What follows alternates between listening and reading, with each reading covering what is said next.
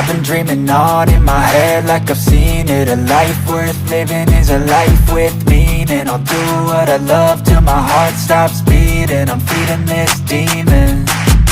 Got a taste, can't erase bitterness in my face. Work a job every day till your dreams fade away. Like a card, never change, play the game that we say. I need a break. I'm staying strong, need to move on to be what I want. I'll keep dreaming on. I'm staying strong, need to move on to be what I want. I'll keep dreaming on.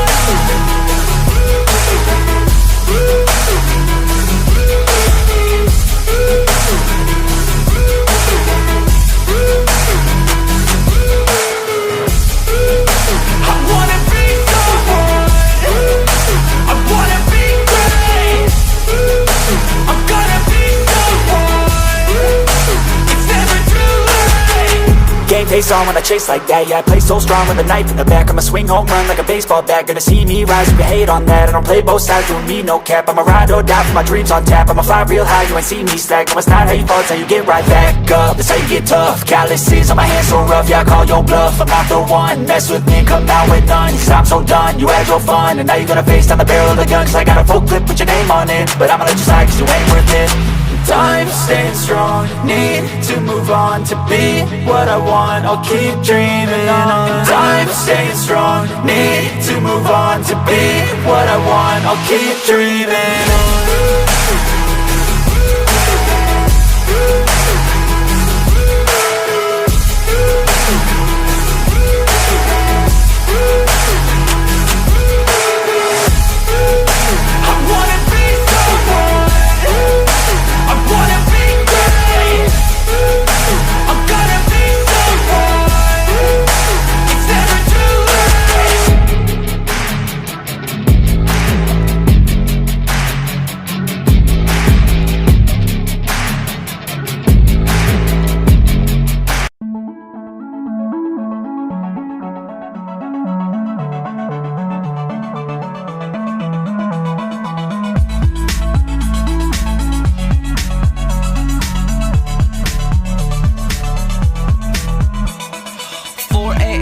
Up in the morning, gotta get dressed, gotta comb my hair, gotta have my bowl of my favorite cereal, seeing everything, the time is going so slow, nobody's rushing, gotta get down to the bus stop. I'm 3 hours early, I see my friends, kicking with the long socks, no chilling with the cool jocks. I can't believe that this day's finally here. It's Monday, Monday, I'm so glad it's Monday. 5 great days until the weekend, Monday, Monday, it's the best day after Sunday. 5 super fantastic days until the weekend. Studying, studying, yeah. Studying, studying, yeah. Fun, fun, can't wait to get my homework for this weekend. 4:45, we're playing at the park, time cruising so fast, we're having such a blast. Fun, fun, fun, yeah, talk about fun. You know what it is, I got this test, you get this, friends by my side, it's 4 weeks away, going to get an A, kicking butt at Scrabble, butt kicking on the gravel, gotta make my mind up, which seat should I take? It's Monday, Monday, I'm so glad it's Monday. 5 great days until the weekend, Monday, Monday, it's the best day after Sunday.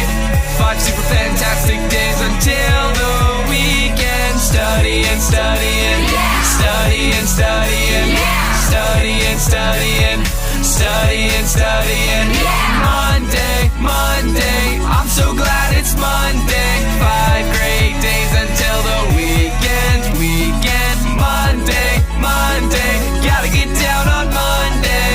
5 super fantastic days until the weekend. Studying, studying, studying, studying, fun, fun, can't wait to get my homework.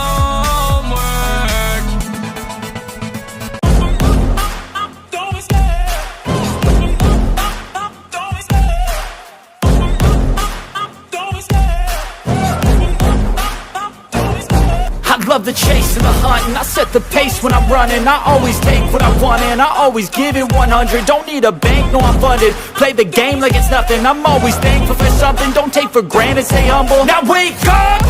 It's time to look at the enemy. Look in the mirror if he is no friend to me. It's not working out, maybe it's the chemistry. It's time to break up so I can make a better me. Better believe in your mind, cause it's everything.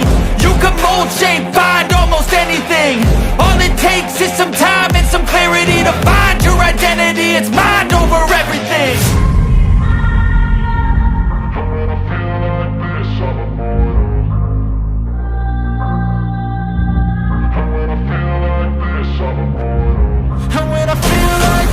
I'm immortal. When I feel like this, I'm immortal. When I feel like this, I'm immortal. When I feel like this, I'm immortal. Don't stop. Just step it up. Don't stop.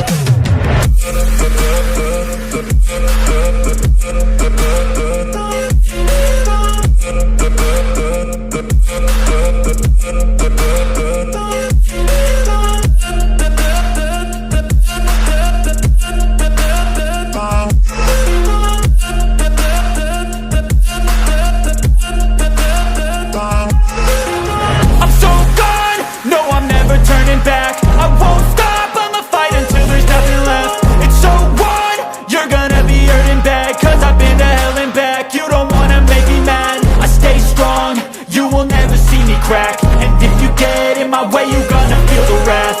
Gotta say it to my face while he's looking back. Mirror breaks after math. When I hate, I attack. When I feel like this, I'm immortal. When I feel like this, I'm immortal. And when I feel like this, I'm immortal. When I feel like this, I'm immortal. When I feel like this, I'm immortal. When I feel like this, I'm immortal. Don't stop. Just step it up. Don't stop.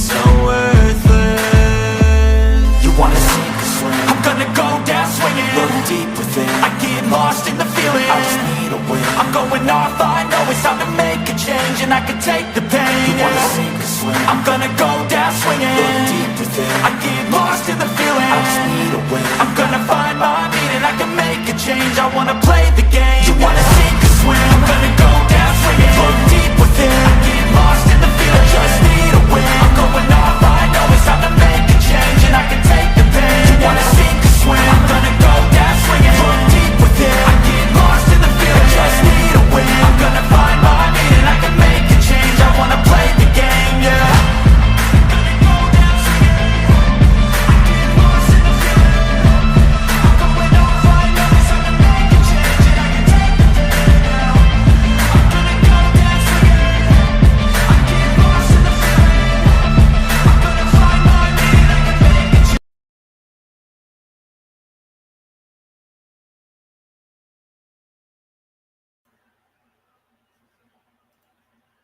What's up, everybody? Thank you for being here on the show. Let me remove the intro there. I know it's long, it's hard to watch and go through. Welcome to the channel, Frederic Guimont, the creator of Rattel. Thank you for being a fill-in guest. I appreciate it. My normal co-host is out today doing some family things. Go ahead. Yeah, and I'm still in shock with that Monday video, the Take on Friday. I was like, I recognize this song, but it's not a Monday song. Yeah. What is this? Cool vibe, man. It just gets you pumped up, ready to draw. I'm excited. I live for these art streams, so I'm happy to be here, man. Always a pleasure to be drawing and talking comics and hanging out. Absolutely. Thank you so much. Again, I'll drop this in the chat. Go check out Frederic's YouTube channel. It is in the chat. If you want to go subscribe to him, please do. I'll pull it up in a little later, his YouTube channel and his website. I normally don't, but this is Frederic's first appearance on here, and I want to help promote him and show his stuff off. So, I appreciate it. Yeah, I've got a art stream on Tuesdays, and I just started a new series on Saturdays where I review bande dessinée to introduce them to my American friends who I saw that for know any of that. Yeah, for us Americans. Yes, yeah. I make fun of I love the titling, man. It's tongue in cheek. I call it bande dessinée for stupid Americans. Obviously, I don't think you guys are stupid. It's kind of a play on the European stereotype. I thought it would be a fun title. Hopefully people aren't too offended. Yeah, it's funny. It's super funny. No, I think it's on point. It's on brand. Maybe it'll keep away the people who would be offended, and that's a good thing. Who knows? Yeah, it's all good. It's all good. Thank you, everybody in the chat. We got Eric and Boyd, Von Beardo. Let's see, John Apple. Thank you guys for being here. Thank you, everybody who's watching. We got 4 over on X and 6 on YouTube. Also, drop the link for Frederic's website there for Rattel, so you can see the latest on what his comics and updates are. And I'll bring that up a little later as well. So thank you so much. Today, since this was kind of a spur of the moment, you got it, Fred. Spur of the moment kind of thing, and just kind of happened yesterday, and this meeting a fill-in. I told Fred he could draw whatever he wants. And I'm going to be drawing something related to Finch, but it's not exactly Finchy. But here's the previous stuff I've done, Finch related. And we won't always be, this show won't always be everything Finch related. But obviously, here's the last one completed based on this Batman cover by Finch. And then, of course, we have our Bible here, the Finch Monday Night Draws. No affiliation with Finch. I don't know if David Finch. I just miss his show and his channel's on hiatus at the moment from last I've checked and seen. So hopefully it'll come back soon. But he's on. I think I'm going to need to grab that. Yeah, it was on the Kickstarter. So he made a nice, pretty penny on it. I think like 120, 150K. So, yeah. But again, no affiliation to Finch. It's just the Bible we follow, and I miss his show, and I know he's doing a lot of cons right now because it's summertime. But and every once in a while he'll do like a special with some kind of painting thing. in a I guest may not artist or draw something. like So Finch, but I do have a bunch of. he's the one who introduced me to this Tombow pen here. So I've been using these ever since I saw him talk Oh about yeah. them on stream. Yeah, dude, Here? they're my This is go-to now. Fondo Suke. So there's two of them, right? They usually come in a pack of two. One's a soft and one's a hard nib. Oh, So I this didn't one's know like the that. gray barrel, and this one's like a dark blue barrel. Oh, And I think he's used this one too, the Japanese brush pen. But I ordered a pack of 50. That's how much. but yeah, Because I go wow, through that's them great. pretty quickly, That's man. great. As I say, this is my main tool now, so I go through them pretty quickly. Yeah, I heard that. So let's see here. So I have stuff that I sketch out because I can sketch pretty fast. So I sketch out a bunch of stuff, and this is like from 2023. I just sat down one day and I sketched all this stuff out. So I can sketch really pretty fast. So, and I have this glitch piece. Glitch is my character. If you don't know out there in the audience, and it's kind of based on a Kim Jong-ji like soldier, but glitch style, and it's kind of like super deformed, like at an up angle. And I thought it was cool, so I put glitch in that kind of pose. So this is slightly homage to Kim Jong-ji, but it's glitch, so it's not exactly the way he drew it. So I'm not putting after Kim Jong-ji, but Who's Kim Jong-ji? based on one of his I'm not sketches. familiar with the Maybe name. he's the guy who just draws like weird perspectives from from his memory. He passed away like 2 years ago. Oh, He's he's a Chinese, I believe he's Chinese artist, and he died on the plane leaving France, I think, because he was doing a world tour for his artwork. Let's see. I want to be like Finch when I grow up. Yeah, me too, John. Sheldon Martin says, "Hey guys, what's the word? The good word? Yeah. We're just drawing. That's the good word, which is always awesome. What's up, Sheldon? Thank you for being here. Got 9 people watching, 5 on YouTube, 4 on X. Thank you, everybody. I'll bring up Kim Jong-ji real quick. I think that's how you say his name, Kim Jong-ji, but it sounds like the other guy, right? Kim Jong-un, yeah. Yeah, it sounds a little bit like him. I always am I saying the right name? I wonder if, the dictator of North Korea draws comics on his spare time.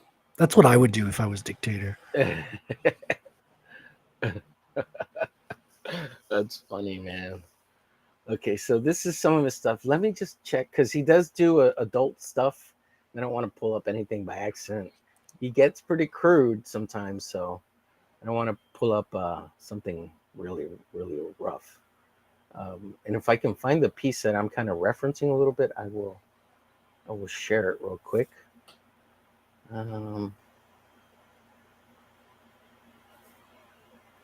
So he's the guy that kind of he has a semi-photographic memory, but he says if he sees something once, he can kind of figure out how to draw it.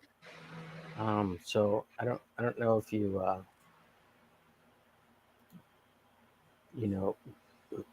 if that triggers any memories or who he might be. No, I don't have a photographic memory. He does the. Okay, so, I guess this is kind of. He's just so good. Dan Frager was a big friend of his, or he became friends with him. So this is Kim Jong-ji here. You see him there, Fred? Yep. Oh, cool. Don't recognize that. No, I don't think I'm familiar with him. Discovering him today. Yeah.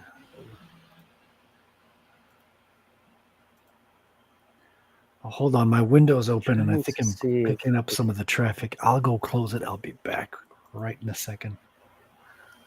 Okay, no worries. You're good. I don't hear anything. Let's see. Here we got Sheldon saying Kim Jong-ji was a creative human copy machine. He's Korean. Oh, that's right, Korean. My bad, my bad. Good, Korean. What's up, Mike Walters? Dropping by to like, share, and say hi. Appreciate you. Thank you, Mike.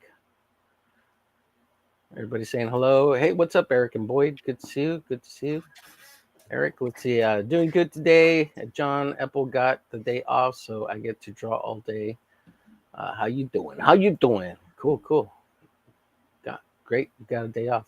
Let's see. I want to see New Chick so I can remember how to draw her from memory. Or is that memory? Okay, Eric. I shouldn't have read that. Let's see. Just working on pages, Sheldon Martin. Oh, yeah. I mean, it helps Man, to. John's a workhorse. He cranks out pages. If you want to draw women, it helps to be able to draw them from life. But be careful. If you do approach women in real life, some can be dangerous. You want to be very, very careful. Approach at your own risk, Yeah. You got to have the etiquette. This is one of his famous images here, Fred. Oh, is that a rooftop Korean or just a second story Korean? I don't know what that means. I don't know either. Well, you know what a rooftop Korean is, right? You don't? No. Oh, okay. No. It's a term that's pretty well known. That's why I'm a little bit surprised. And it's kind of pertinent to the LA riots because the Koreans down there, Oh, okay. they protect their stores by going on the Koreatown. rooftop. And they basically they hang out on the rooftop with their rifles and they protect their stores from looting by through force. Yeah, back in the LA riots in the 90s. Yeah. Oh, and back in the LA riots from yesterday. Share this one right here. Yeah, the last couple of days. Yeah, it's going nuts out there. So this image here, you see the silhouette of this. That's kind of the silhouette I kind of followed for the glitch character. I can't find the actual drawing, but that's the cover of one of his many art books that he's got. Oh my God, Eric. This is a PG-friendly show. Sheldon and Eric. Oh, man. But yeah, if there's any live models that would like to pose for us, that'd be great. Beautiful live models. If you go to art classes and things like that, that's still a thing. Live model. I went to art school and we had a lot of models. Not all women. Not all athletic, but you got to learn how to draw the human body. It's the only one. I mean, now you have references on the internet and all that.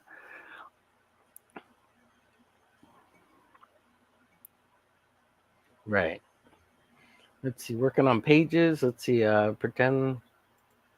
Eric says, "Don't pretend you don't like that one." Of course not. Of course, I love all of the female form. And the male form to some extent, because we want to draw awesome, ripped human beings, the specimens of human society, right? That's right. You got to know how to draw male anatomy as well, and the two are different. Right. See, I have been pretty forward with women, but never asked one to model for me. Oh, yeah. Yeah, well, I mean, it's some women will be pretty flattered, but if you explain you're an artist and all this, and you show them a little bit of your, like you happen to have a little portfolio with you, they'll take you more seriously. Of course, not all of them are going to say that they want to, but it does happen. I mean, all right, I'm going to zoom in like this so you can see better what we're drawing, and I'm drawing this glitch, and I need to get a sheet of paper here that I have somewhere to put underneath, just so I get a little bit of that spongy paper feel underneath and not just the hardback board I got there. And plus, just to have it so that it'll keep my pen from hitting all the ridges on this paper, on this board I got here, because I do use it to cut things, so it's got a couple of ridges on there. Yeah, I see knife marks. So I don't skip lines. I hope you're not cutting up nude models or anything like that. For the basement collection. No. It's for cutting tape and masking things and things of that nature. the good-hearted kind.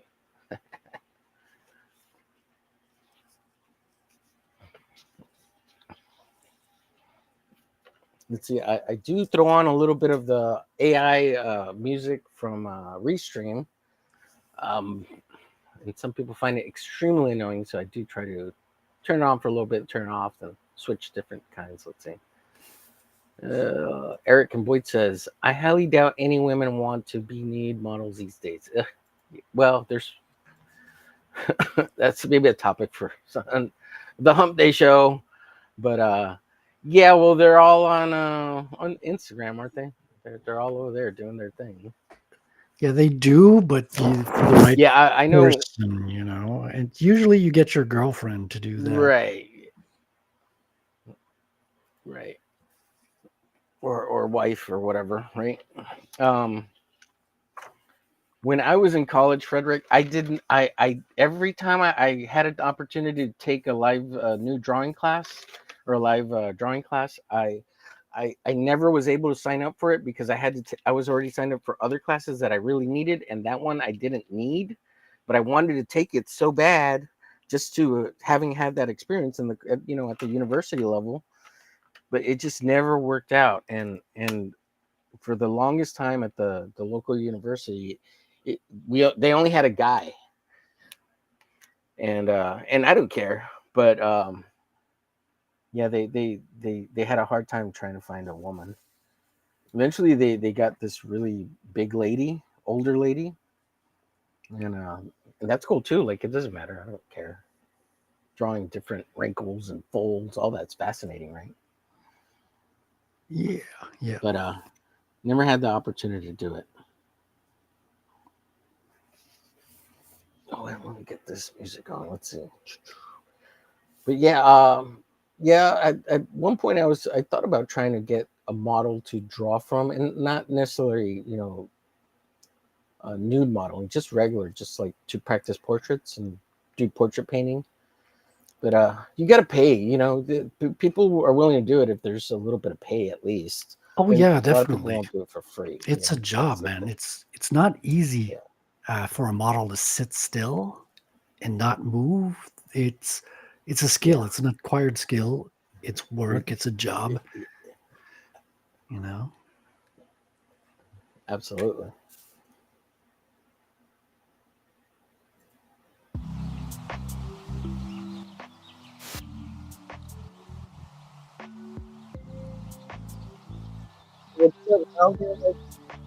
Thank you, Haldir, as always.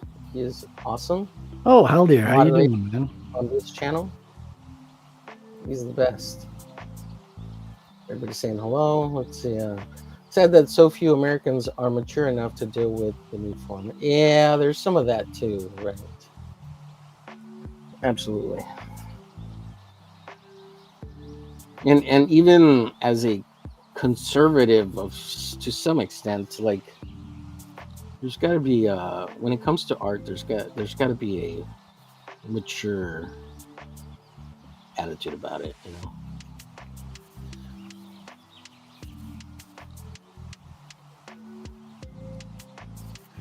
Yeah, I see a lot of people conflating nudity and porn. There's very little in between in America. Yeah, I mean, it's very common in France. Like I always say this, the French bande dessinée, it's common to have like maybe a love scene where you see a little bit of nudity. It's not the focus of the book. It's maybe 2-3 pages, no more than that, in a 64-page book.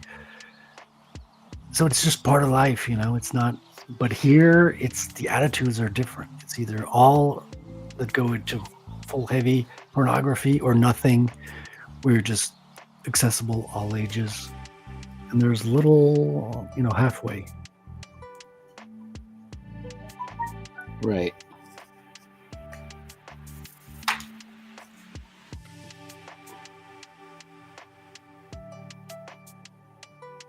It's so funny we're talking about this because of King Jong-ji. Let's see. Let's see. John says, "And what's up, Haldir?" And then we got Sheldon Martin saying, "Fat old naked ladies would be fun to draw. Haha, maybe." not to look at, but for real, wrinkles are fun to. Yes, exactly. Just the human body is. There's Really two fun to draw. things that are really fun Sometimes to. ugly is. No, I think there's a little bit of a lag But between us. There's two yes, things the that are. Restream does have a little bit of a lag. Oops. You're Okay, good. Go ahead. Go ahead. Okay, there's two things that are really fun to draw: beauty and ugliness. Like very ugly characters are as much fun to draw as very beautiful characters as well, because ugliness is super interesting as an artist, right? You can exaggerate things, you can get into just wrinkles, as you say, deformities, and a lot of monstrosity. Very, very fun from an artist's point of view. Absolutely. Yeah, sometimes there's beauty in what do they call it? The banal, right?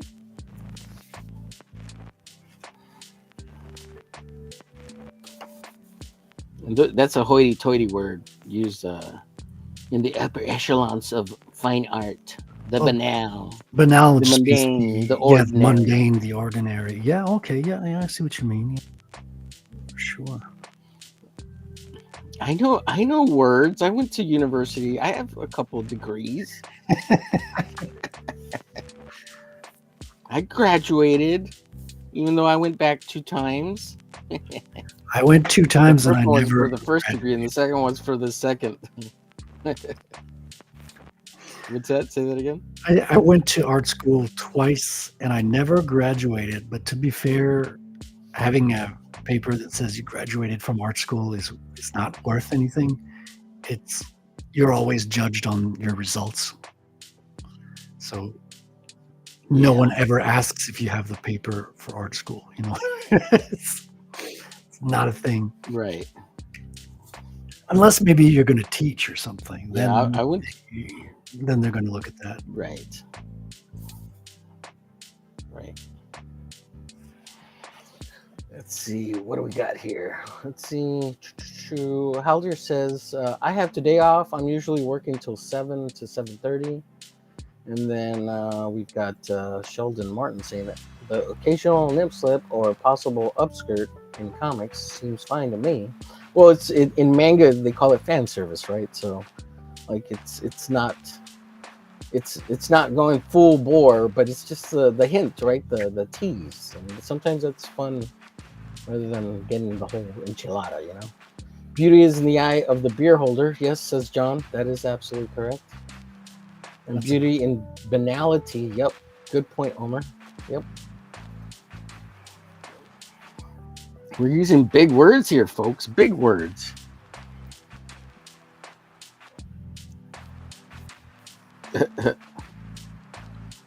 Yeah. Sheldon Martin says, there's a lot of degrees that are useless unless you teach that subject, right? That's true.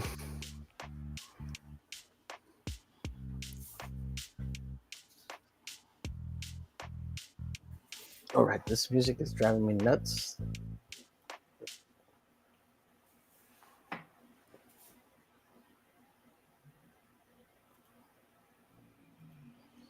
So just FYI, Frederic, I go till about 8 o'clock roughly. And yeah, it's just kind of a 2-hour little drawing show. No biggie. Yeah, that's what I usually do. And of course, if you can't say the whole time, that's cool too. No, I can. Yeah, thanks for having me on your show. Oh, dude, it's a pleasure. I was gonna say, yeah, I can stay till the end, and then I'll hop onto Wrangler's stream. He's got a weekly Wing It, which starts about halfway through this stream, but I'll meet him halfway during his stream. He's got other co-hosts, so he'll be fine. Okay, cool. Appreciate that. Thank you. Let's see. Sheldon says, very wise, John. And then John says, we're smucking fart. Smucking fart. I don't know what that means. but it sounds funny.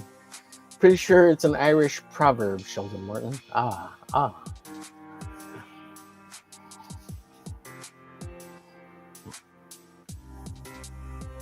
Yeah, so just FYI out there, nothing happened with my co-host. He's just spending time with his family. He's got his son for the week, so that makes sense. This family and real life is way more important than streaming and YouTube. So that's only agreed. Yeah, I'll either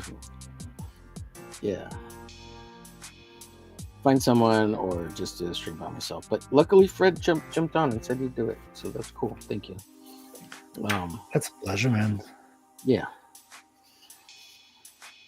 I'll have to put all of Fred's info in the description, and I'll do that after the show.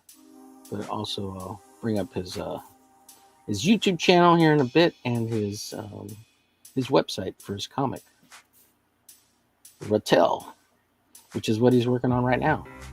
That's right. Page 19 right here. I'm getting so close to the end. It's almost nerve-wracking. Man, that's got to be exciting. It is. It's got to be exciting. I'm excited for you, man. Thank you. I'll be waiting on my colorist after that. But at the same time, I'll be preparing the campaign, preparing filler pages. Well, I don't know if filler is the right word, but I want to do some character bios, maybe, a little supplemental area at the back of the book. I think it's nice to have those, especially in the first book, especially in indie books as well. So I'll be kind of doing that editing stuff while I'm waiting on my colorist, and maybe even starting the script of issue number 2. Very cool. What's going on, Peter, aka DeLuca, the man, the myth, the legend, the eclectic one? Oh, Peter, how you doing, man? Dad. Yeah, we exchanged a few words on Twitter. He was kind enough to send me some Joe Mad pencil sketches in blue lined that I'm eventually going to print out and practice my inking on. So thank you very much, Peter, for that. Appreciate that, man.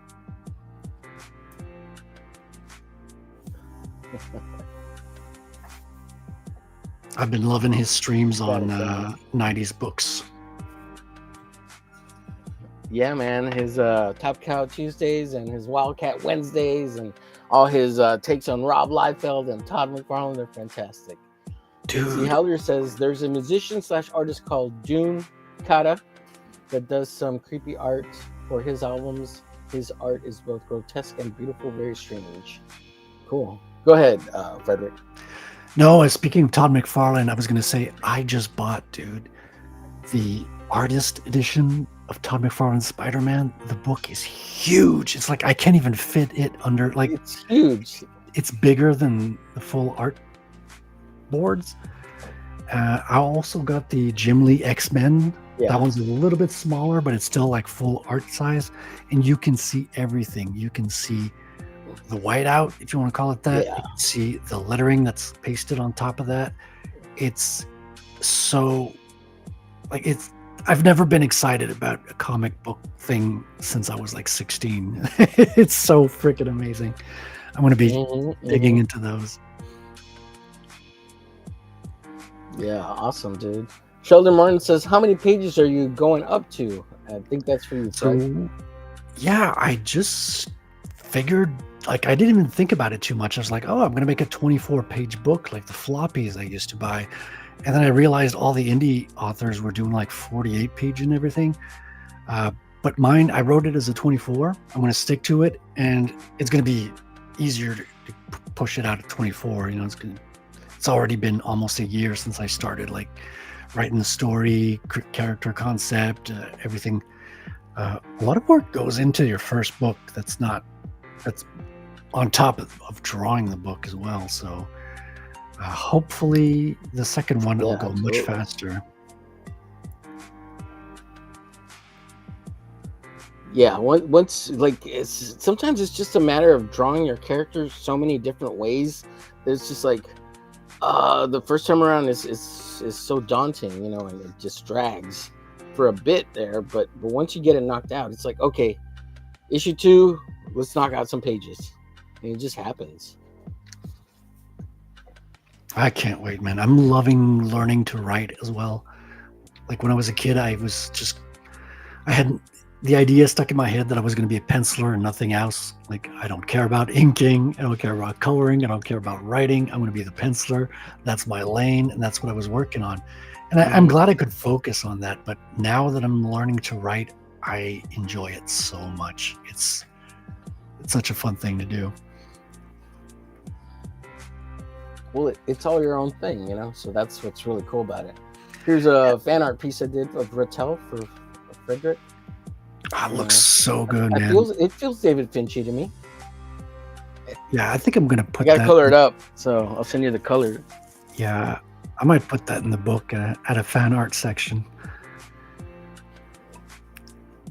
Yeah, to be fair, like when I was 16, I didn't have anything to write about. I didn't have any life experience. I didn't have any ideas of my own. But now I'm almost 50 and I have a life's worth of experience that I can translate into characters and stories.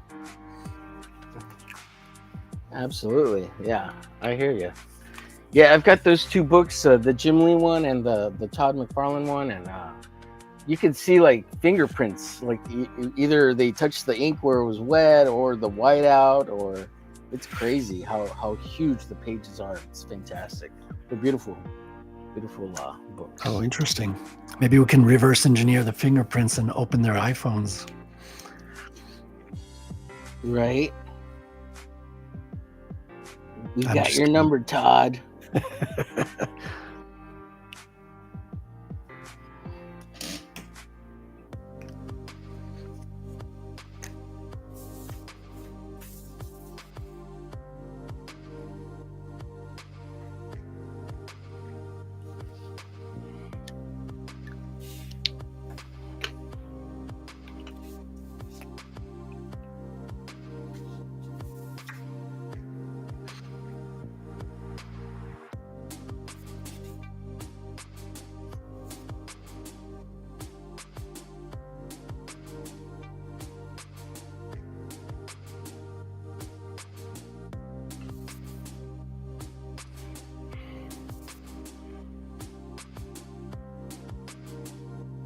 So Peter was saying it's a cool looking character, Frederic.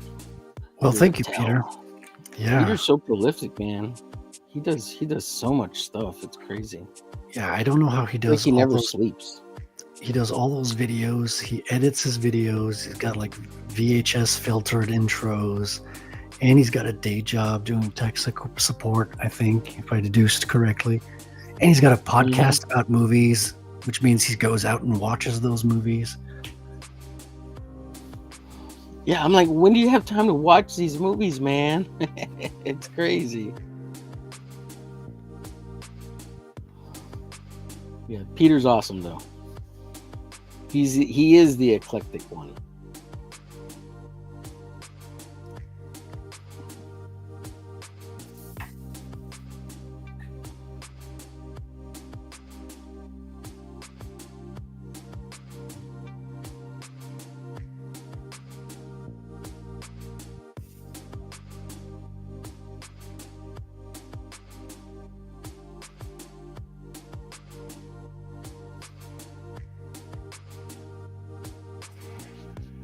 Let's see. John says, making comics for others is a great job, but I've never felt as accomplished as I did when I finished my first book. Yeah, absolutely, dude. And he's going to be working on his own creator-owned project here soon. His characters look awesome. Real cool. Really? Interesting. I always love hearing about people doing like his own version of Suicide Squad. Okay.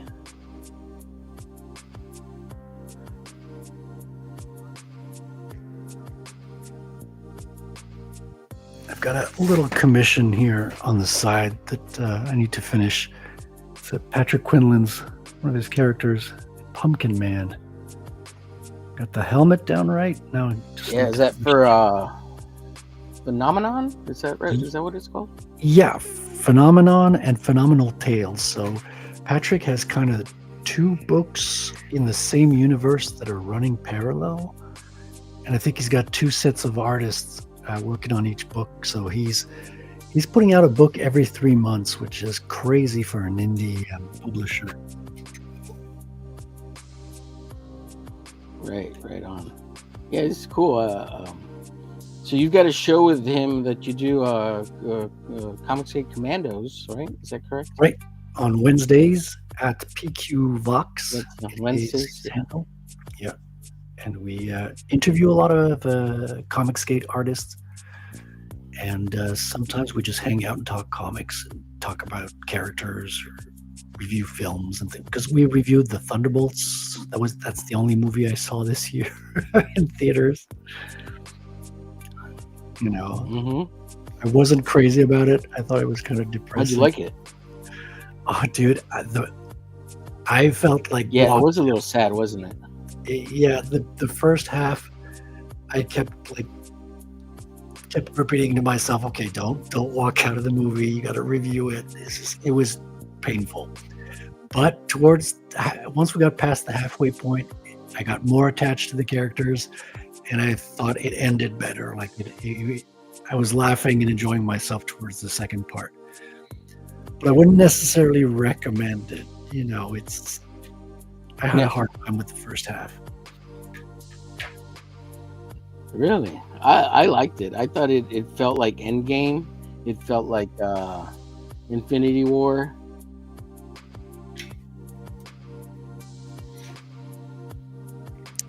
The issue I had was I couldn't relate to any of the characters.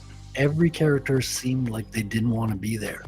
Let's see. Peter says, I'll draw this dude on hump day. I'm assuming he's referring to Rattel. Cool. Oh, dude. Awesome, man.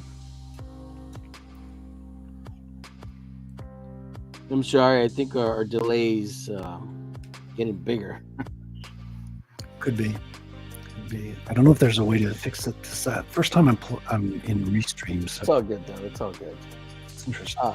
Peter says, I should... Yeah.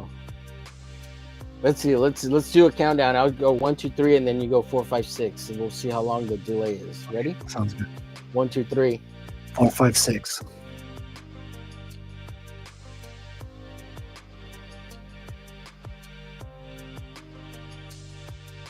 One, 2, 3. 4, 5, 6. How bad is the delay? It sounds like we have maybe like a 5 to 10 second delay. Oh, are you serious? Oh my goodness. Should I like hop in and out, try to see if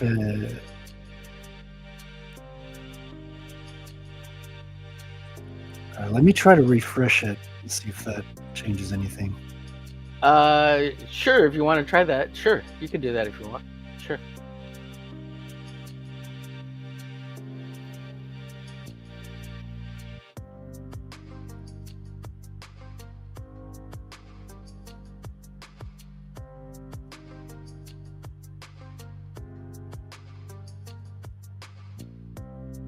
Can you hear?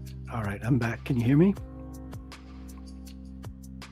All right, you're back. Yes, sir. Okay. Let's see. 1, 2, 3. 4, 5, 6. Peter says there's no delay, so maybe you're getting delay on your end or something. Oh, okay. Maybe it's just us. Right, on my end, yeah. Let's see. Peter says, I should be good to go on this week. I have another 9 p.m. call right before. All right, buddy. That's cool. Look forward to having you.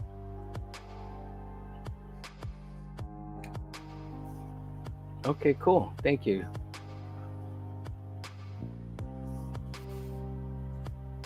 Yes, check out Fred's YouTube channel. We got 7 people watching on YouTube, 8 on X. Thank you all for watching. Please like, share, follow, and subscribe. And if you watch my show on the bande dessinée, please leave a message. I'd love to know what Americans think of me reviewing a French bande dessinée. On the bande dessinée video? Because I know, like, it's I Americans have it on my hardly list to know. watch. I haven't watched it yet, but I'm going to. Cool. Please, let me know what you think. Because Americans know all about manga, know all about comics, but bande dessinée, it's like a black hole. They're not aware of what's going on. So I figure that by introducing a couple of, like a book every week, it might be useful for some people, or at the very least intriguing. Now, can you tell us, is bande dessinée like is it a magazine that has is it metal? I mean, No. Americans are familiar with It heavy means metal, comics. It's like saying manga. but bande dessinée, or is it a series of books? No. It's like saying comics. Like tell me about comics, right? It's like if you review comics, you're not reviewing okay. a book or a type of book. So like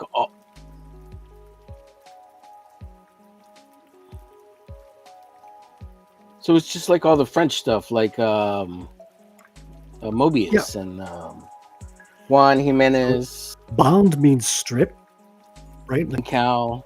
comic book strip. And Disney means drawn. So it means literally it's strip drawn, or drawn strip. Comic strip, yeah. Yeah, comic strip. That's all it means. Now, that being said, they have a standard. Like they're all hardcover, they're larger size, and they're a little bit wider than the American comics. American comics are a little bit thinner in the proportions, and the originals are larger as well because they draw a little bit bigger down there.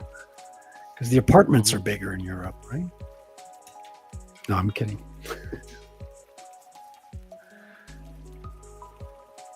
Thank you, Haldir. Appreciate the link. The apartments are bigger in Europe? No, actually, I think it's the opposite, especially in England.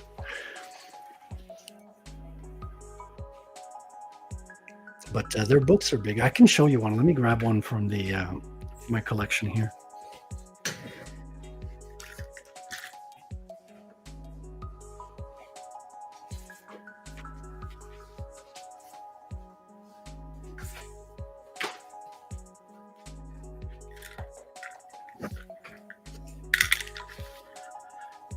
Okay, so this is the book that I reviewed in the video that's out, of Valhalla Bunker. And this one is the one I want to review next week, which is called Guerre et Dragons, War and Dragons. So you got a World War II situation with dragons involved. This one's going to be freaking cool. Look at that. Spitfire airplanes and dragons, man. How cool is that? That's awesome. Wow. Yeah. And the bande dessinée are very close to the way indies are, because they take a year to do a book. The books are anywhere from 48 pages to 72. And the artists do everything like from pencils, inks to colors. And then there's usually a writer that accompanies it, although not always. So I keep finding that the American indies are slowly gravitating to the same method that the bande dessinées are, hardcover, year-long production cycles and all that.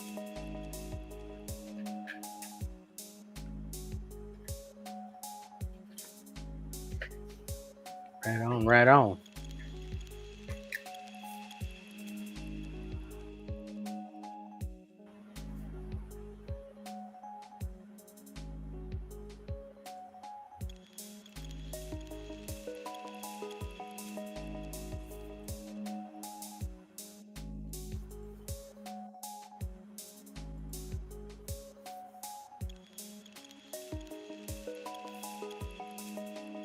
Yeah, I don't know if my computer's going slow or what.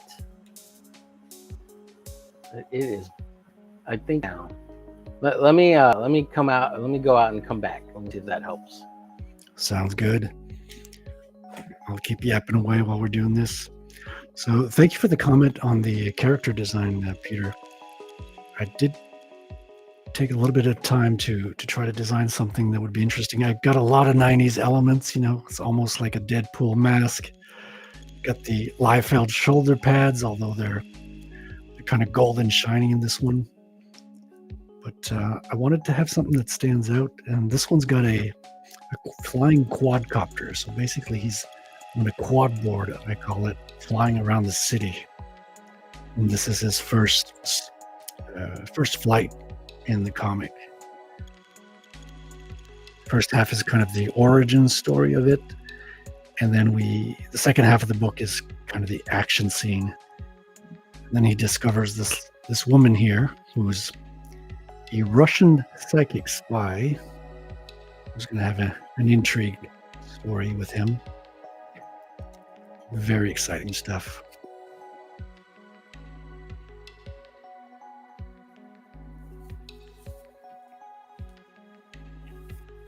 Omerglitch is back.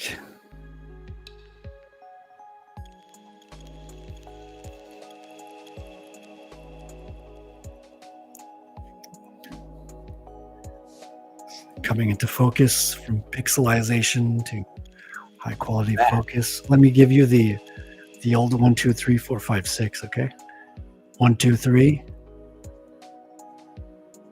4, 5, 6. Okay, got a couple of seconds delay. Yeah, I think it's me. Either my internet or it's probably my computer. It's the summer. It gets warm. Tell me about it. I've got my computer is on 2 sets of ice packs right now, so it doesn't overheat. Oh wow! I might have to switch. I might have to move into that direction. Ice packing it up. Oh, dude! Or else it just shuts down from overheating. It's terrible.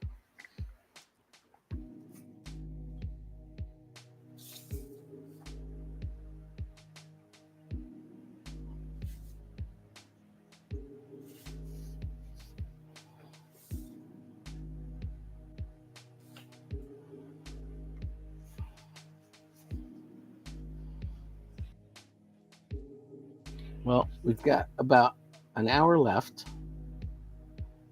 And I'm going to, at the very least, try to get this whole figure outlined. Let's see. Hallier says, the library near me is the French language one. I used to get all the French Tintin and Asterix and Oblique books when I was the art. The English books were always checked out.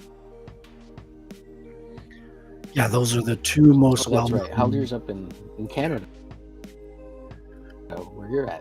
And those are their most well-known bande dessinée. They're almost, kind of for kids. But there's a whole world of other bande dessinée that are. The thing is, it's kind of like manga. You have a huge wide variety of genres. You have like some that are for women, that are specific. Different story types. You have detective stories.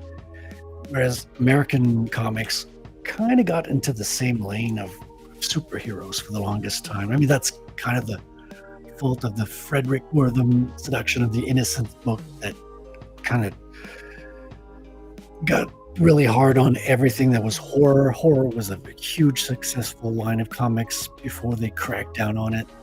Mad Magazine was a comic format before it turned into a magazine to evade all the restrictions that they imposed on comics. Yeah. Right.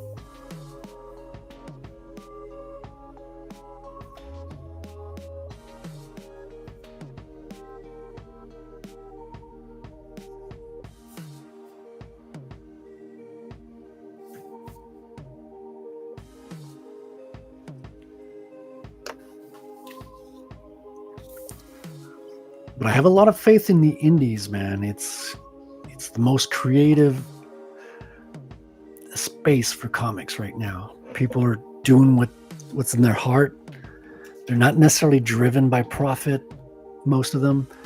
So they're following their heart and their creativity and coming up with interesting stuff.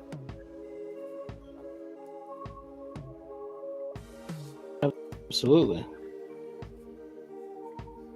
And obviously, I'm not knocking the superhero genre because I love it. My story is a superhero story as well. I think the action is just the best part of comics. I mean, I grew up on French bande dessinée, but the Americans are way more creative, and the French are learning as well, because it used to be that the French, especially if you look at Tintin and Asterix, it's all little squares. They're all tiny little squares, whereas the Americans, just look at a McFarlane comic, he'll just blow out the panels, do creative stuff. Jim Lee, same thing, just characters are jumping out of the page. And you didn't have that in French European comics back in the day. Now they're learning. Manga does it really well as also, and they're learning from each other, and art is improving on all fronts. Yeah, but the French are really great at creating painted pages. They do all and it goes back to English and the French. Yeah, it goes back to what we were saying about art school. I think in Europe, in France, Belgium, you still have the traditional art schools, and they are, they have stricter, anatomy courses, observational drawings, nude classes, all that's part of the curriculum. And that helps a lot. So I think they're more classically trained in Europe, whereas Americans, especially if I'm thinking of Todd McFarlane, he says draw from comics. Americans will maybe cut corners on anatomy and the classical stuff a lot of times. Like if you just look at horses, the French drawn horses always look perfect, whereas American horses are kind of like improvised and kind of look like big dogs sometimes as well, Right. So there's a difference in the training for sure. Well, in America, people probably haven't seen a real horse in real life many times in their life. Oh, I don't buy that. I think they're way more common in America than in Europe. Really? Yeah, I mean, dude, like cowboys are from America. I mean, that's the thing, is the French love making stories that take place in the U.S. Cowboy stories. The story that I covered in this one here, the Valhalla Bunker. This story takes place in New Mexico, and then they go to Alaska. But they're all talk like, Parisian French. Mm-hmm.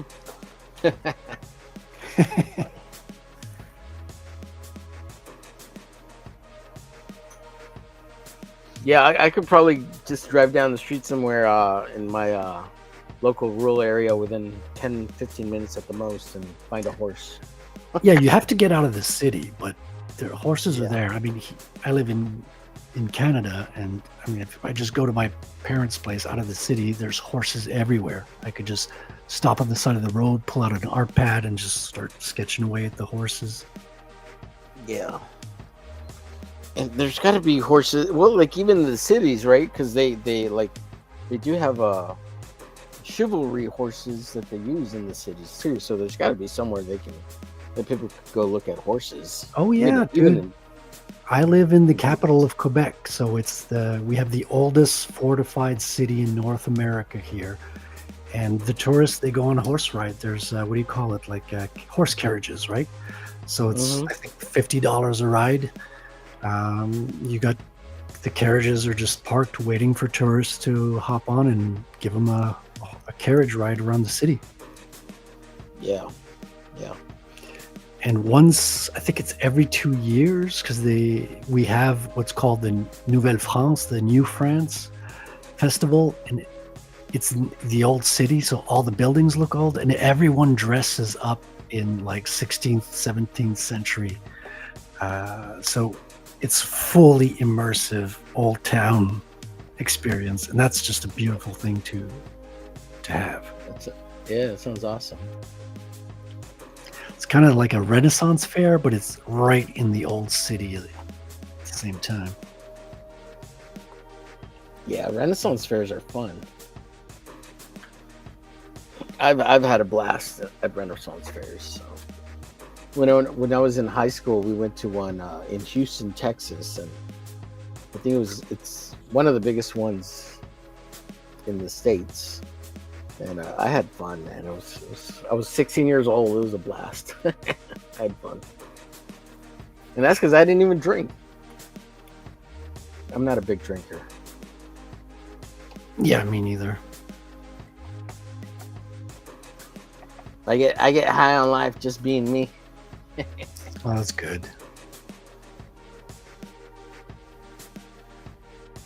Especially when you enjoy drawing, I think alcohol takes away from drawing. I mean, I'll have maybe a glass of wine with my Right. meal once in a while, but that's not going to get me drunk, and it's Right. not going to hinder my drawing.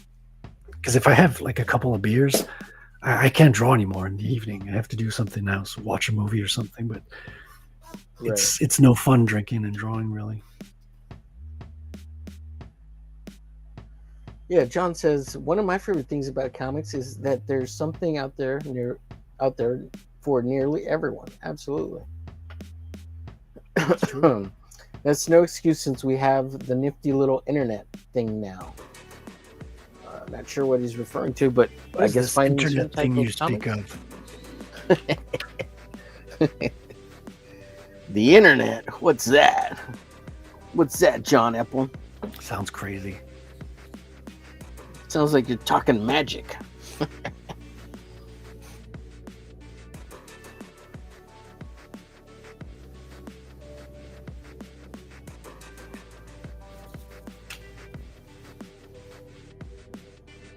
Yeah, I'm finding more and more that the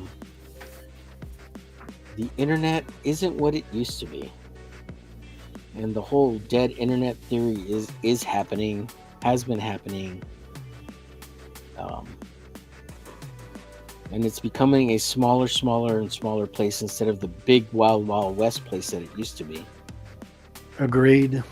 Yeah, I go to less and less websites. I think I'm on YouTube and X, and that's pretty much it. Yeah. And that's kind of sad in a way. And there's the dead internet thing, but we're not really seeing it as users as much. The thing that gets me now is the AI is taking over, and you can't trust images anymore. Can't even video's gotten so good, the AI stuff. Yeah. That you don't know what you're looking at anymore half the time. And it's quite entertaining too. The AI video stuff and images, they're very entertaining. Like, what's not to like about them, I got mixed feelings about it. Some of them are great and funny, and I think it's great that people could put together memes and jokes that look absolutely professional almost, with just a couple of prompts. But then at the same time, I'm scrolling through the X feed, and I get like AI nausea. Like, I'm so sick of seeing the Studio Ghibli stuff. Even a few weeks after, even a couple of days after it came out, I was starting to get tired of the Studio Ghibli AI style already. Yeah, it can be oversaturated quickly. Yeah, I agree with that. That's the thing is, 100%. it comes out, it's new, it's wonderful, but it's not rare, so you get flooded by this stuff, and it's like discovering chocolate cake for the first time. You're like, wow, this is amazing, I can't have enough of it. And 3 days later you're like, oh, I'm so sick, I don't want to have another bite of chocolate for the rest of my life. Right, because everybody jumps on it and everybody starts doing it, and it's just like, it's kind of lost its flavor. It's fun when the person behind the prompt gets an original idea and comes up with something that you couldn't do without AI. I think those are the really, good aspects of it. Yeah.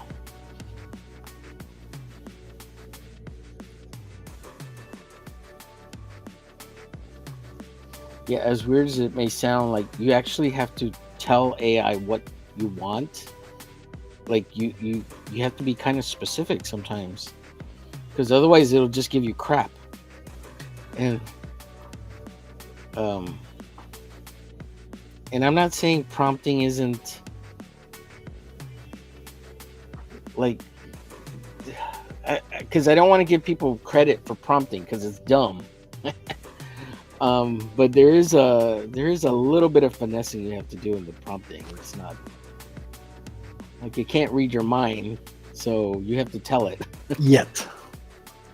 Right, yet. Yes, good point. And there's restrictions as well. And funny thing is, I heard people say that if you type your AI prompts in Hindi, all the restrictions are taken away, and you can get much better results. So people have been Google translating from English to Hindi, and then pasting that into the prompts, and they can bypass the filters, the restrictions, and all of that. What? Yeah, because apparently, like, it's developed in India, and they must like lift the restrictions in Hindi and apply them only in English for America or something. That's crazy. Let's see. What do we got here? Let's see. Drawing horses or anything. Let's see. Oh yeah. For referencing stuff, yes, you're absolutely correct, John. There's no reason why you shouldn't be able to draw anything fairly decently with the access to the internet. And then Sheldon says, "Oh no. That's, you can't trust midgets anymore." What does that mean? Midgets? Like widgets? You talking about? What are you talking about? See, only when tossing them. Oh my God, John. I hate all the ads now. They all seem to use the same handful of voices. Oh yeah. See, that's the thing, is you get quickly, I call it AI nausea, saturated.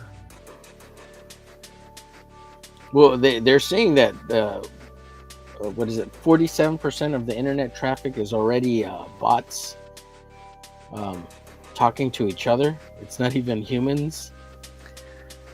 Yeah, but that's that's not necessarily user facing. It's not necessarily what you'll see on X or on YouTube.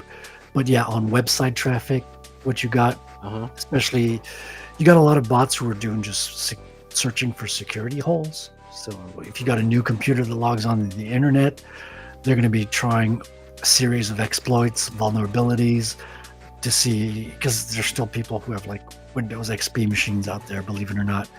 And so you got these machines that are just basically trying all these known vulnerabilities and brute forcing a series of attacks to see, because they want to build bot farms, right? If they can find an exploit into your system, they can put a backdoor in it, then your computer can become part of their bot farm, and they can use that to do denial of service attacks or all sorts of things, you know?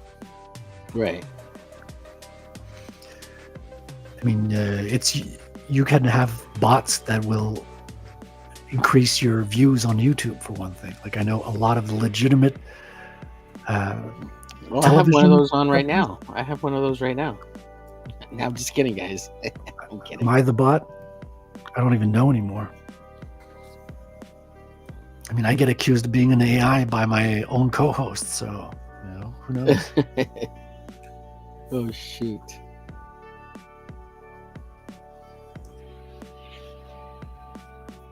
Let's see. What's up, Apex? Apex says Windows 11 is coming. And then Sheldon Martin says, because AI, right? We can't trust midgets anymore. I don't know, I guess.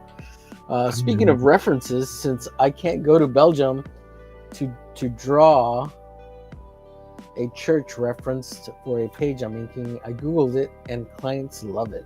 Wow. Yeah. Apex is out and hail. Hello, Apex. Apex, yes. Oh, Apex Comics. How you doing, man? Yeah. We were on Katie Did's stream together this morning. Oh, awesome. That's great, man. Getting on Katie did. That's fantastic. I guess I have to go hit her up. I guess she just doesn't send invites. She don't like me. She don't like Katie did. You don't like me. I want to like Katie did. I love Katie did. That must be it. You know, she gives a lot of visibility to small creators as well. So yeah, Katie. I love Katie. She's great. Yeah. She's always really positive for the most part. For sure.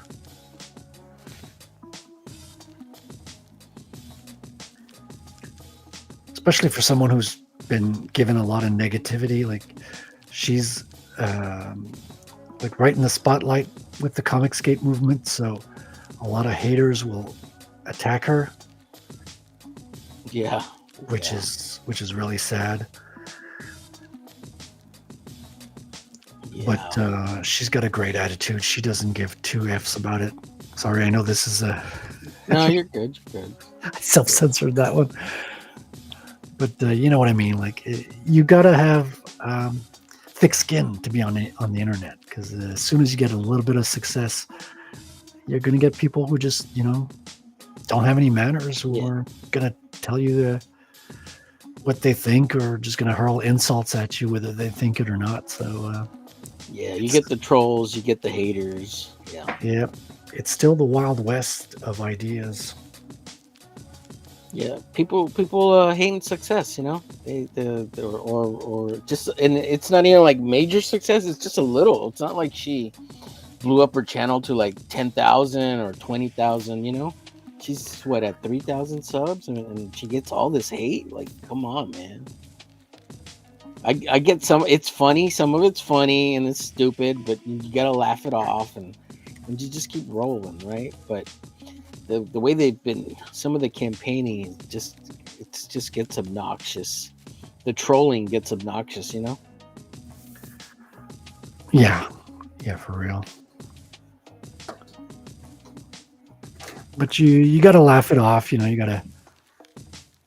You can't let it bother you, because as soon as you let it bother you, that's like big red sign. Exactly. It's like having a target on your back. Mm-hmm. It's like, don't call me that. That hurts my feelings. Oh yeah. Well, here comes the onslaught. We just saw we just found what your weakness is.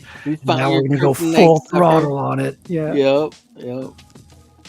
We know this bothers you. Yeah.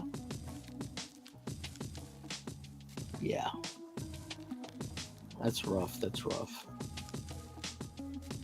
Yeah, you just gotta roll with it, People call me, French frog, because I'm, French Canadian. What? I was born in, growing up, especially like in school, because I was born in Germany. So when I moved to Quebec, because I was born a Canadian, but outside of Canada, because my dad was based on a military base in Germany. So I was born a Canadian, but in Germany. So when I moved to Quebec, everyone would just call me a Nazi, right? Because you're a kid, right? What's the only thing you know about Germany? It's Nazi Germany. So, I was 10 years old and people were saying I was a Nazi. Now in Canada, we celebrate Nazis. So things have gone, 180 degrees, but I now embrace it. I'm just like, yeah, sure. I'm a Nazi, whatever. I'm a French frog, all those things. It's kind of what makes me unique. So, and it's fun. People like to make fun of you a little bit. So if you give them the green light, laugh. You can laugh at me, have fun.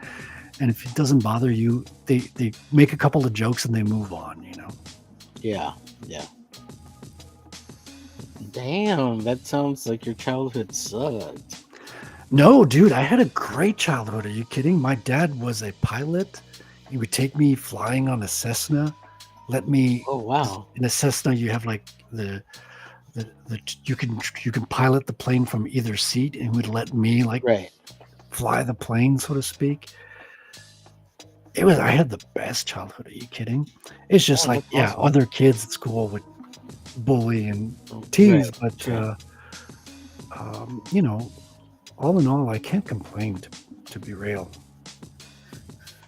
It made you a stronger, better person. You rose above. Yeah, I mean, we moved around a lot, so I wasn't good at making friends. But the upside to that is I just focused in books and learned how to draw. Like if I would have been like super social and had lots of friends, maybe I wouldn't have applied myself as much in my teenage years to learn how to draw. And now I'm super grateful that I've got this skill. I eventually, learned to socialize later in life, and so I went and got those skills that I didn't have as a kid. I think as an adult, I'm much more balanced today than I was, and but like I don't regret anything at this point. It's life experience, and it's cool. Right on. Hell yeah, it's badass. Let's see. Haldir dropped the link to Frederic's comic book again. Thank you so much, Haldir. Thank you, Haldir. The book here in a second here in this YouTube channel. I'll bring it up right now. And then Katie's awesome in my book. Yeah, she is. She's very cool.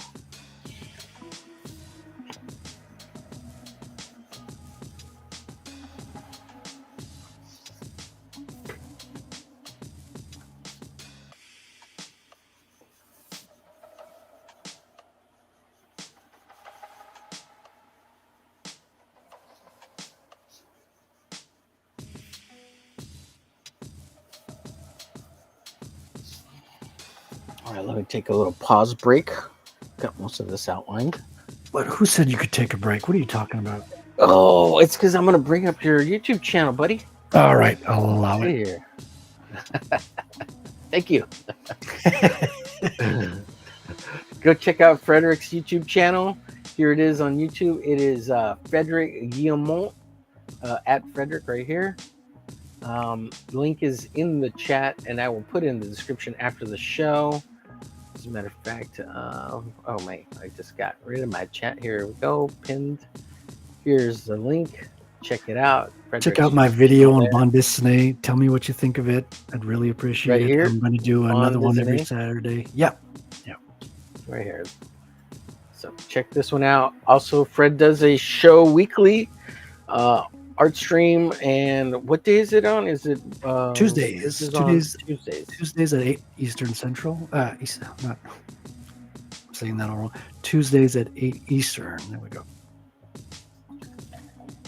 Right on. Sometimes we have guests. Tomorrow there's no guests, but we just hang around, talk pop culture, video games, TTRPG, while I draw. Pretty much like we do today. Very cool. Very cool. And then don't forget to check out his website for his comic. It's ratel.com, ratelcomic.com. Correct. And this is it right here. Check it out. The link is there in the chat as well at the very top. Again, I will put this in the description after the show. Thank you, Frederic. Thank you very much. This is kind of Go ahead. Absolutely. That's a view of Montreal, of the University of Montreal. No, there's no name for it. I used a reference for that one. Pretty cool. You got a samples pages. Yeah, you got. You can see some artwork, some colored artwork as well. That's what I look like. Sign up for what is this? Subscribe here. What do you get here? That's just an email list to get notified when I'm going to launch the campaign. So awesome. Should be coming towards, I think, the end of summer. I've got like 5 pages to ink after this one, and then I'm going to wait on my colorist, and I'm going to start putting my campaign together. So sometime this summer or towards the end of the summer, I think it's safer to say. Awesome. I love this piece. I love the homage to Akira. Yeah, Akira is one of my favorite anime films of all time. Yeah, and of course he's got in Akira you got the red and white pill, but since he's a Bitcoiner, Bitcoiners refer to the orange pill. You know how you got red pills? Oh, yeah. The orange pill refers to being kind of in the know with Bitcoin. So that's what it's about. Nice. I like the fact that like you went with the blue and orange as opposed to the Akira, like the red and white, and it works. Like it's harmonious, you know. Yeah, that one's colored by Ross Campbell. I think he's from Ireland, if I'm not mistaken. And of course, here's the big Bitcoiner. Yeah, that's a promo piece. Gives you a good idea what the character looks like and what the color is going to look like as well. Ross Campbell working on the colors. All the pages you see, those are colored by me. I wasn't confident enough with my colors, so that's why I went and got because first of all, I'm super slow, and I'm not really good at coloring yet. Now I want to get better at it. Yeah, go ahead. Are you doing flats for the colors and then passing them along? It'll get done faster, or? Yeah, since I did the colors for the first 5 pages or something like that, as an attempt, I passed the flats on to him to save the time. But all the other pages, he has his own flatter, so I'm not going to be doing flats. Gotcha. But I wanted to reuse the ones I already did for that. Right. It looks great. It looks great, man. Very Thanks. Cool. And for those of you who don't know, a little bit of the kind of story or process for the character is he is a big Bitcoin guy and had a lot of Bitcoin. Is that right? And then he basically he's like a computer geek who got into Bitcoin early, and he gets arrested into financial related crimes, gets sent to jail. Now the thing with Bitcoin is you can actually the government cannot seize your Bitcoin. You can protect it with a key that turns into 12 words. So basically by having a passphrase of 12 words in your memory, that can be used to recreate your key that gives you access to your Bitcoin. So he goes into prison, has his 12 words memorized. He stays in jail for like 10 years. The price of Bitcoin goes up, shoots up like crazy. So he comes out of jail.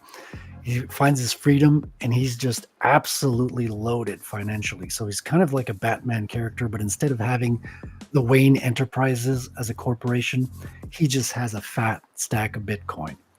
And then he comes back and he starts ordering stuff off the dark web, off the internet, to build his superhero set of tools, right? His utility belt, his quad board, all the different. Is he trying to right the wrong from having been put in prison? I'm trying to expose.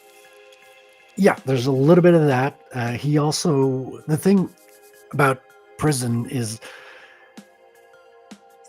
people have been using drones to drop contraband in the prison yard. So he's been watching that come down, and for 10 years, he's just been dreaming of like, if I had a drone, if I had, board-sized drone, I could just fly out of here. So when he gets out, he has the money and he builds this thing that he's been dreaming of. And basically he's yearning for freedom to an extreme extent, right? Trying to compensate from being locked up for all this time. Right. And so, he starts, he's got his heart in the right place, despite, being technically a criminal for financial crimes. He's not a bad guy. He's got a good heart, good sense of ethics. Blue collar crime. Right. Yeah, exactly. But he's thrown in with the big baddies. So he learns a lot of the tricks from the bad guys, but he's still got his ethical side to him. So that's kind of what turns him into a vigilante. What do they often say about prisons? They make better criminals, don't they? Exactly. So he becomes a very, like, it's kind of a cyberpunk story in a way, except Bitcoiners are technically what's called cypherpunk. So cipher from cryptography. So everything from, you can encrypt data, you can crack stuff. So he's sort of a hacker who also kind of wants to wander the city. And of course, you've got the traditional kind of saving a damsel in distress in a back alley, which I think is one of my favorite tropes, comic books. Yeah. Quick answer to Dale's question here: is this the David Finch stream? Yes, it is. But since we had a hiccup in the schedule, and I needed someone to jump in as a co-host guest, we're just kind of just drawing, and so not every stream will be all about David Finch kind of thing. But we did talk about him earlier, yes. But this is that stream, Dale. Let's see. There's Frederic's YouTube channel again by Haldir. Thank you, Haldir, as always. Don says, "Hail, what's going on, Don?" Hello, everybody says hello to Don and Haldir. And then, if you hadn't heard, Mr. Don has released his mailing list for Omega Mission. So go check that out if you get a chance and sign up for it. And then also the studio over on the Dawn, that's on Saturdays, 6 p.m. Eastern. Yeah, not Central, Eastern. Well, it's 7 p.m. Eastern. Sorry, yes. 6 p.m. Central Standard Time. Correct, Haldir. Man, Haldir's on it, man. What's going on, John's Longbox? Hey, how are you doing? Hope you're doing well. Hey, John Longbox here. Yeah, he's world famous. He's like, he's the next big upcomer. John's Longbox, yeah. Let's go, Cable. Yep. And then as he says, Cable, Caleb appears. Hello, Caleb. How are you? Hope you're doing great. Everybody's saying hello, hello. Let's see, what do we got? Caleb is an anagram for cable in a way. Right? Can it be like the David Lynch stream? Probably not. I do like David Lynch's Dune and what was it, Twin Peaks? But yeah, I don't remember a whole lot of Twin Peaks, but Oh, dude, I remember Twin Peaks. The owls are not what they appear. You got his favorite cup of coffee. He drinks his coffee black. Oh, that's such a good series, man. and it's the same main guy as from Dune, right? That he's Yeah. Malcolm. Yeah, because David Lynch did a version of Dune that he himself did not like. I love that film. I'm crazy about that film. I don't know why nobody likes it in a way, because I love it. So cool, but it's just notoriously hated. People don't like it. I'm not one of those people. I just love that film like crazy. Yeah, the Muad'Dib. Moo. I loved when they used the voice and that gun. Which did they have a version of that in the Danny Villeneuve version? Yeah, I think that's from the book, so it's faithful to the book. Yeah. Yeah, and I'm fascinated with the God Emperor and the Sandworm King. Yeah, that's his son. His son like ends up living for 4,000 years, and he does like genetic manipulation of his guard. It's a crazy story.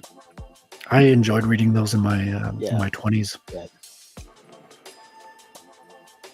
Yeah, I have the books and I've never read them. I just never found the time to stop and read them, but they sound fascinating. And I love the film, so that's why I have the books, because at some point I'm gonna read them. I still have them, so I should make time to read them. Yeah, I don't read a lot these days either. That's why I'm getting back into the bande dessinée with my like having a show on Saturdays kind of is now forcing me to read a bande dessinée every Saturday. So that's kind of part of it, as well as to get me back into reading comics. Because I've been buying it for the art, and a lot of times I just glance at my books and I never give the story justice. And that's a shame. Well, same thing here, man. Yeah, same thing here. And it's not like they take long to read. You can read a whole comic in like 5 minutes. But you get lost in the art, and it's just like, oh, it's beautiful. It's beautiful. Yeah.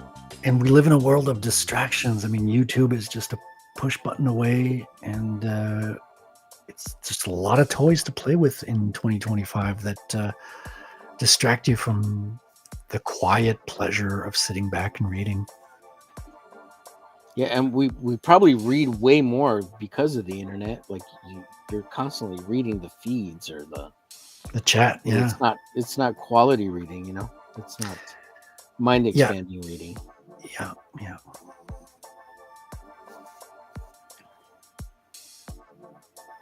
Well said. Yeah.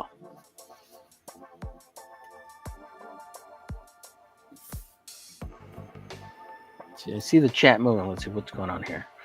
Or the David Fincher stream. Yes, Sheldon Martin. I love David Fincher. He's so good. Yeah.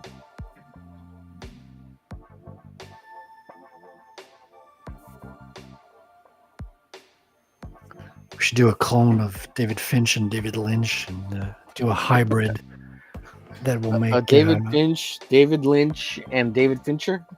Yeah, we're gonna get together and do a twisted playing God type of monstrosity that will create the best freaking comics in the world. Did you ever watch the movie The Game with by David Fincher? Yeah, I did. Yeah, that was a great movie. Yes, a psychological thriller. Mm-hmm. Yeah, crazy stuff. I mean, there's a lot of things that kind of resemble that in real life. Yeah. Was it Sean Penn and what's his name were in that movie, right? It was Sean Penn and Michael Douglas. Michael Douglas, I believe. I don't remember Sean Penn. You may be right, but I think he's the brother. I've watched that a long time ago. Yeah. Of course, there's Fight Club, right? And speaking of David Fincher, I recently started watching, what's it called? Love, Death, and Robots on Netflix. And he's a producer on there for that. Yeah, I saw the first episode of that.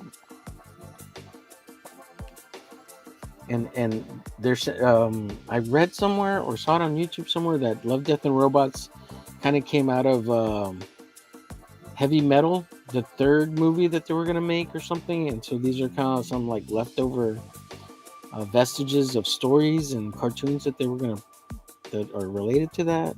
Oh, cool. And so they took all that stuff and they just made it their own thing. And thank you, John. John's Lawn Buck says that looks outstanding. I appreciate it, man.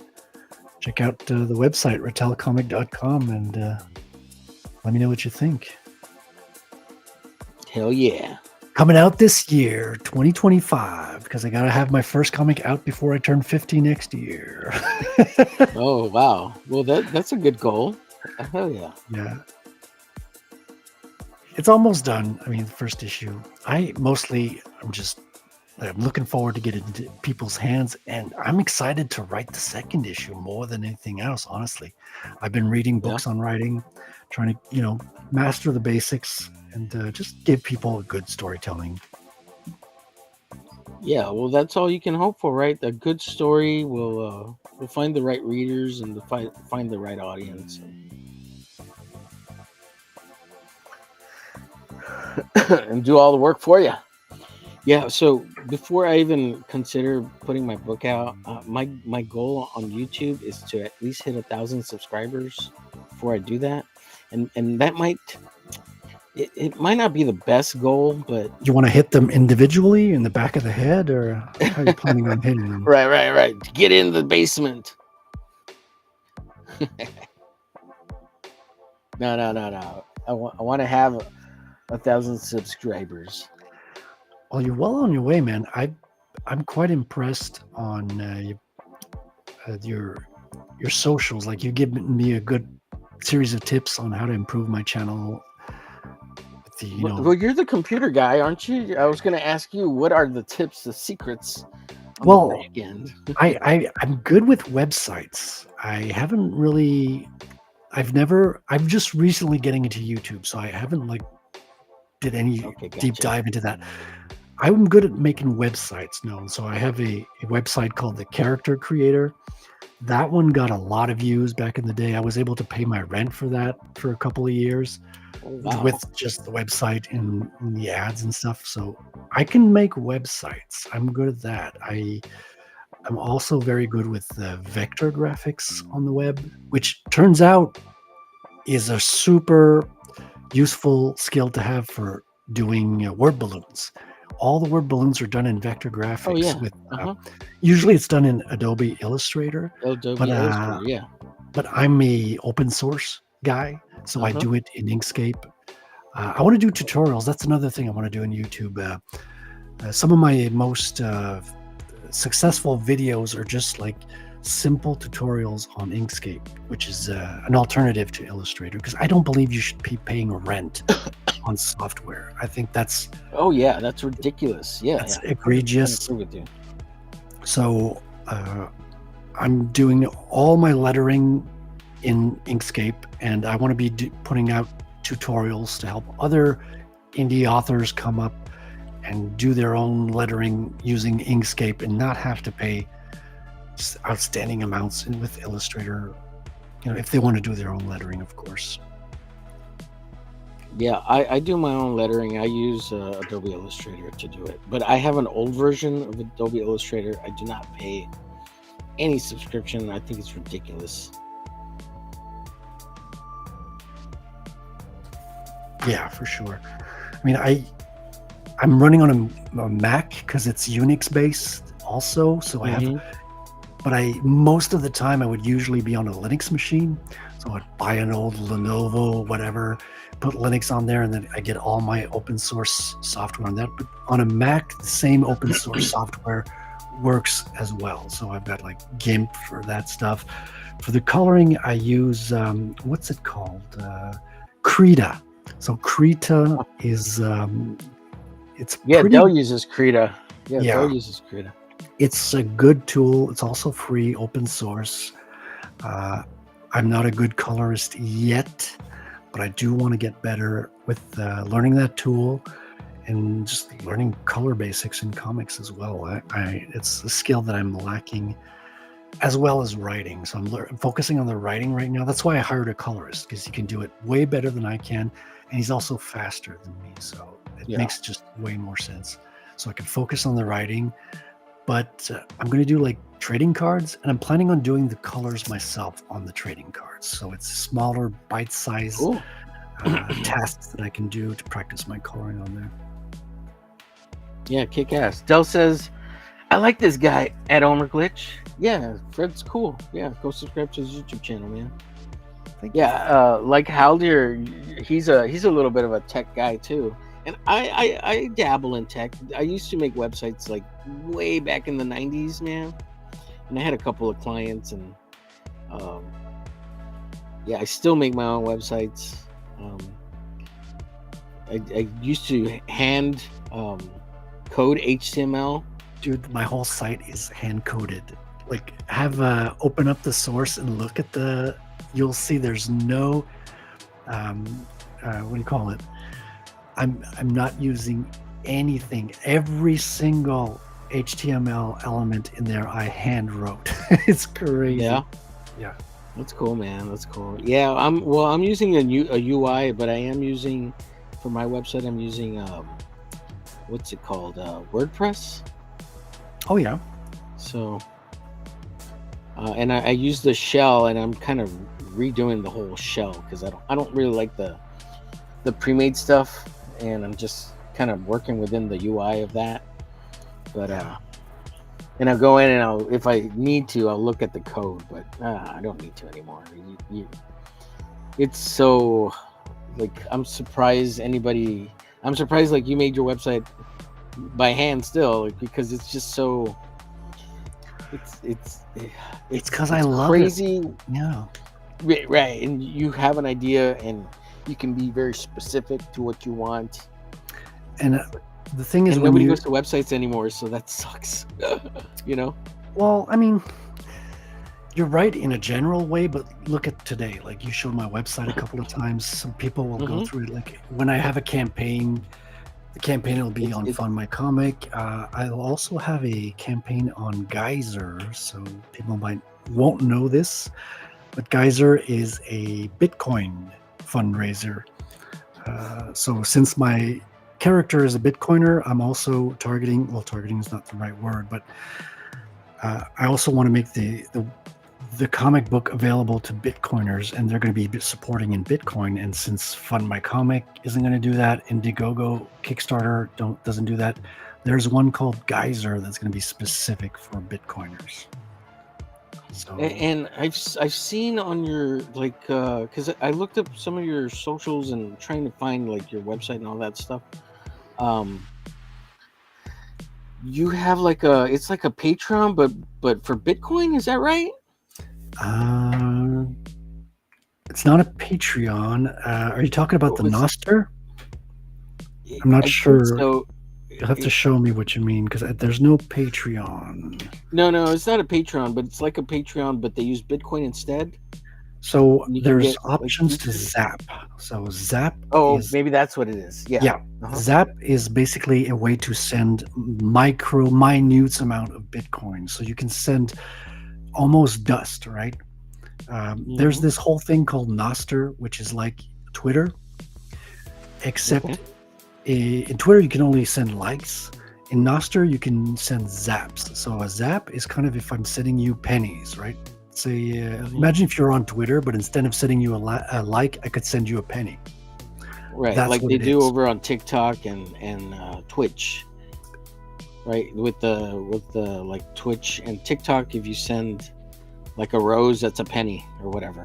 Okay, so I'm not too knowledgeable on that, except this one uses Bitcoin, and Bitcoin is amazing in the sense that it has no middleman. So you can't get canceled, right? Like if TikTok says, "Oh, we got a call from the government, we have to close your account, and we're not going to transfer you your funds," you can get rug pulled by the middleman. Bitcoin is just like on YouTube. Yeah. Bitcoin is kind of the internet of money. So you send it directly to somebody else, they can spend it immediately, and no middleman can stop you. Like if the government wants to crack down on you and intercept the payment, they can't. It's like military grade cryptography. Not yet, anyways. Well, no, I mean, it's been what, 16 years? No technology can intercept Bitcoin. That's why it's worth so much today. It's because it's the best form of money. It's cash, but electronic cash. Right. I know what Bitcoin is. Didn't the guy who created Bitcoin like finally come out of hiding recently? No, He's still in hiding or disappeared. no one knows who he is. I mean, every year there's someone who claims to know who he is, but he's long gone. Satoshi Nakamoto is the name he went under, and people have ideas. Sometimes it's the lamest attempts to, but no, still anonymous to this day, and will probably go to his grave without knowing who he is. Yeah, I find Bitcoin fascinating, but I don't fully understand parts of it. Like I realize that it is like tangible money, but I like the things I don't understand about it are like how does it have physical monetary value? Like once you convert it, it makes sense because it's converted to real money, but I don't understand how it gained value. Like how did it? It gains value because people want it. And the thing is, one of the ways you become a Bitcoiner is you start to understand dollars more as well, like the current, because people don't, it sounds funny, but people don't understand dollars. Okay? Right, currency. They don't understand currency. It's once upon a time, like in 1971, dollars were backed by gold. And then Richard Nixon said, we need to temporarily divide the two, but we'll come back on the gold standard eventually, which was never. And so once you separate the bills from gold, the bills become what's known as fiat. So we're now in which is fake money. Its paper. value is established by whoever made it. It's paper, exactly. Right. Yeah, So it's paper. Since We'll make more. Since the paper money was well established, like 100 years in, people kept using it day to day, and nothing changed in normal people's lives, except every year the money lost its value. So people are saying, "Well, computers are getting expensive, eggs are getting expensive." Actually, it takes the same amount of effort for a chicken to produce an egg today as it did in 1950. The chicken is not saying, I need more energy, I need more grain. Right. It takes the same amount of effort. What happened is your money has less value because there's more of it. When the government, Yeah, the government got out of control, and they have a lot of spending. They want to send they want to send billions to Ukraine, to other countries, and when they print more, there's not more eggs in the world. So if there's more paper, it takes more of that paper to buy the same amount of eggs. So your dollar's worth less and less every year. Now, the thing about Bitcoin is there's a hard cap in the code that says there will never be more than 21 million of the thing. So people value that a lot, because even gold, you can go and dig more gold up in the ground. You can melt your jewelry and go get more gold. So if the value of gold goes up, you can find more gold and bring it to the market. Bitcoin, because it's enforced by cryptography, you cannot make a new Bitcoin on top of the 21 million cap. So people who understand economics, they have a aha moment where they're like, oh, this is the best form of money, because you can't fake it. See, if China wants to fake gold, they buy tungsten, they wrap it in a plate of gold, and it has the same weight as a bar of gold. So you can fake gold. There's lots of fake gold, and people don't carry gold bars around, so you have to have them in a safe. You have to pay someone with a gun to protect it, whereas Bitcoin is protected by cryptography and mathematics. And that is what changes everything. It has the same properties of gold, except you can send it like an email. I could send you like a fraction of a penny right now, or I could send you $1 million worth, and it would take the same effort. Mm-hmm.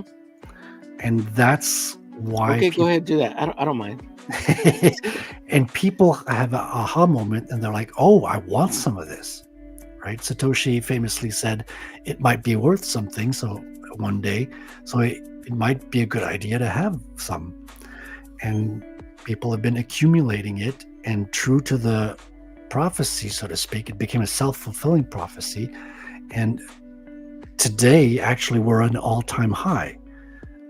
Speaking of which, Elon is a big supporter of Bitcoin, right? Not so much. So not anymore.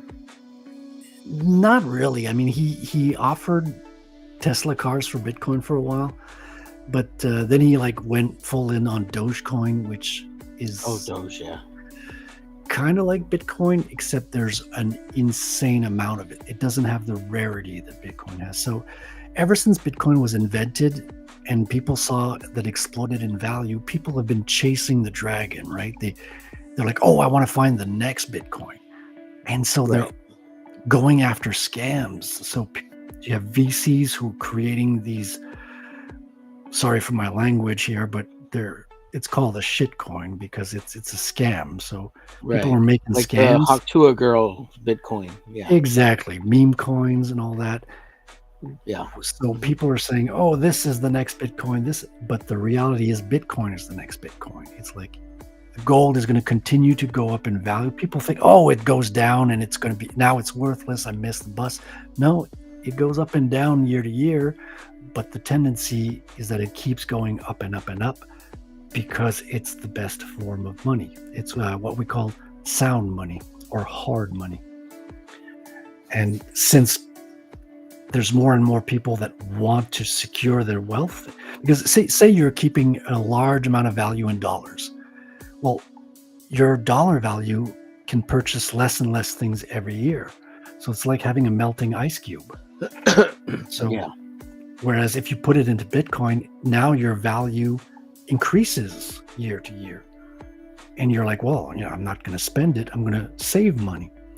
And we haven't seen people save money since the 50s, And Bitcoiners are finding that again.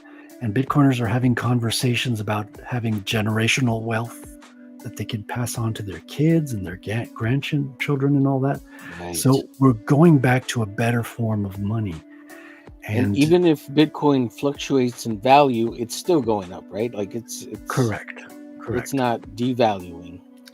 Correct. So it kind of has a 4-year cycle. So it'll go up, down, up, down. So you have a down year every 4 years, but it goes up in a general sense. Doge to the moon, says Dale A. Sheldon says some farmers are paid not to plant crops at times for also the same reason. Yeah, because they're trying to control the value. Chickens are culled at times to increase egg prices. Milk is destroyed for the same reason. Yeah, I can see all that. Yeah. Yep. Yeah, well, also the whole idea of the fiat and the banking system and all that. It's for the lack of a better way of talking about it, it's kind of corrupt. It's a broken system, right? I mean, correct. Because so the fiat is there's a bank behind it, and it's not government based, or at least not our government.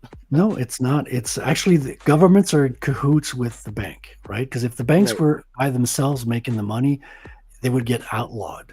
If the governments were making the money, they would get thrown out. But they're working in cahoots. So the government says, okay, we need to spend this many billion. So we create bonds, and then the bonds kind of gives permission to the banks to hit print on the printer. And then they print all the bills, except they're not all bills. Now it's numbers in a database, you know. Right. And there's something called usury as well, because when you create new money, you have to pay interest on that money.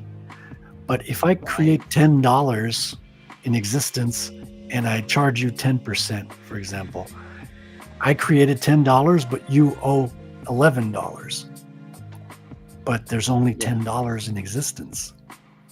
Yeah. So to pay me back that 11th dollar, you're going to have to come back to me and print more money, and then you're going to get interest on that. So there's never enough money to pay back the debt. It's an eternal, and usury is banned in a lot of religions, like Muslims ban usury. I think Christians used to ban it a long time ago, but now we've become corrupt a little bit in that as well. Yeah. Yeah, and that's how you create a indentured society, right? Exactly. That's what they say. So that's why people refer to Bitcoin as freedom money. It's money that frees you from that vicious cycle. Yeah, you're participating outside the bounds of that the fiat. Correct. Yeah. Which is true freedom. Now you're getting it. No, I've always understood it, but and who's the bank that runs all that stuff? Isn't it a German bank? They're part of BlackRock and all that. That's related to all that. So the financial system runs on what's called central banks, and you have central banks in every country that is not being bombed. So yeah. So spoilers, if you don't have a central bank, you are going to get bombed. So when we were on the gold system, and Fort Knox actually had most of the gold, because it probably only has some of the gold now, if it's even there. We were all better off. Correct. Yep, exactly. Yeah. Yep, pirates used to deal in gold because you could exchange it at every port, right? Gold was exchangeable everywhere, and people understood the value. But we can't deal with gold in our modern age like we used to. And we're kind of been blessed by this financial invention or discovery, depending on how you see it. Right. But also, like diamonds. Diamonds are nothing. They don't. No, they can be created artificially. They shouldn't be valued for anything, because you can go down in the south of Africa and they're there on the ground. You just can't collect them because you're not allowed to. You can even shot. Yeah, you can create them in labs under pressure as well. So diamonds is kind of a scam that's been sold to women, as part of proving a man's love for your woman, you got to get her diamond, and diamonds. so they're overpriced, kind of. There's a whole shiny rocks. industry created by the De Beers Diamond Corporation back in the 1940s, 30s. Yeah, I don't know the intricate details of the diamond trade. I just know the big picture that it's a scam. Yeah. But I mean, women like to have a diamond ring. It's Sure. like to have a shiny rock on their hands. Yeah. I'm not saying don't do it.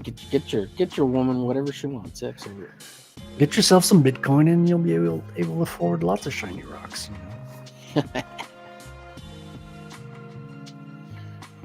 Now, how long have you been into Bitcoin? So I discovered Bitcoin in 2017. I had an annoying friend who pressured me. Come on, buy 100. I got a code. I'll get 10%. I was like, oh, dude, I just lost my job, and come on, so he kind of pressured me into getting my first $100 worth of Bitcoin. In 2017, it was valued at $1,000 US at the time that I bought my first $100. So that was what? So I bought 0.1 Bitcoin in 2017 nice, for $1,000, and today Bitcoin is worth $110,000. So that 0.1 is worth 11,000. So my $100 is worth 11,000. Wow, nice. All right, folks, I think we're out of time for today. It was a pleasure chatting with you, Frederic, about Bitcoin and all the cool stuff you got going on and all the cool stuff you do. Pleasure's all mine. mine, It is 8 man. o'clock. Yeah. Let me share your YouTube channel real quick again one more time before we go. Again, I will update the description. Thank you so much, Frederic, for being here and filling in. No, I appreciate it. A Man. little Thank you so emergency. Emergency family stuff, not emergency in a bad way, just family stuff that came up unexpectedly with my regular co-host Aaron. He's spending time with his son, which is great because it's real life, and you should real life should take priority over the internet always. Agreed. And even for myself, but I'm trying to be committed to the time slot. So check out Frederic's YouTube channel over there on YouTube, obviously at Frederic Guimont, and he does weekly streams on Tuesdays at 7 Central. Is 8 Eastern, so 7 Central, correct? 7 Central, right? And he's also putting out scattered videos from time to time. He's doing a new series called Bond Déjeuner for us stupid Americans. Yeah, those are coming out on Saturdays. Awesome. And are those live or are those pre-recorded? No, I pre-record. Well, I just got the first episode out this Saturday. So what I'm going to do is I'm going to, read a bande dessinée Saturday morning and then record. I could do it live, to be honest, and just. Well, no, YouTube likes pre-recorded streams. That's why I was just asking. Yeah, either way. So I pre-recorded. The first one's about 20 minutes, so I think they're going to be all about that range. I try to go through the story quickly and show you a lot of pictures and explain the story behind it as well, because they're not translated. They're all in French, so I'm trying to give a window into what's happening into the European market for Americans who just don't have access to that. Gotcha. Okay, that's awesome, dude. Very, very cool of you.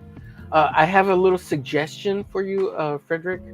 When you have this more tab right here that you click on, could you put your website in here?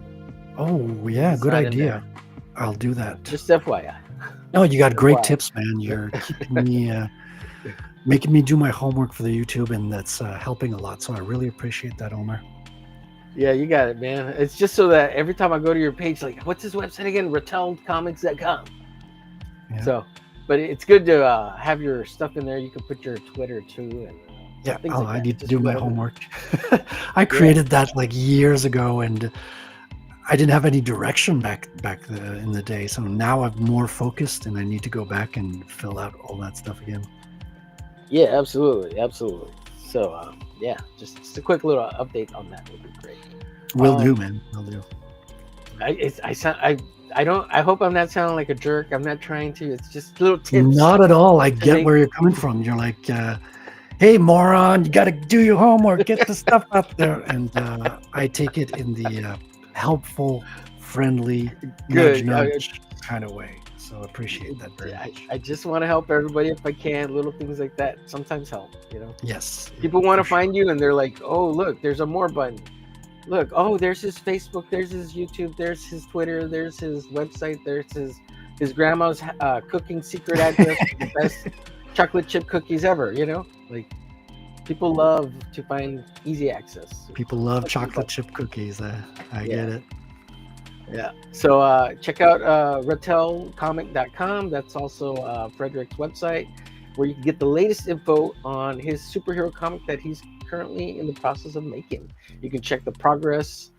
You can look at the samples, which has really cool art. I love the Rattel Akira homage and the face rip-off right here where it's broken mask. I love it. Good stuff. Wow. Good Well, stuff. John Zlonbox has a message here. He says, I turned 5K into 44K and rebuilt my house in Bitcoin. That is cool, man. John, we should get a conversation going at some point, man. It'd be if you guys do some kind of Bitcoin chat thing, invite me. I would love to hear more about Bitcoin. I think it's fascinating. I think it's the hardest part I find with Bitcoin is buying the Ethereum to buy Bitcoin, or No. You don't buy Nope. Ethereum. Ethereum is a shit Don't buy coin. Ethereum. No, you can Oh, buy straight that's for the Bitcoin. poop coins.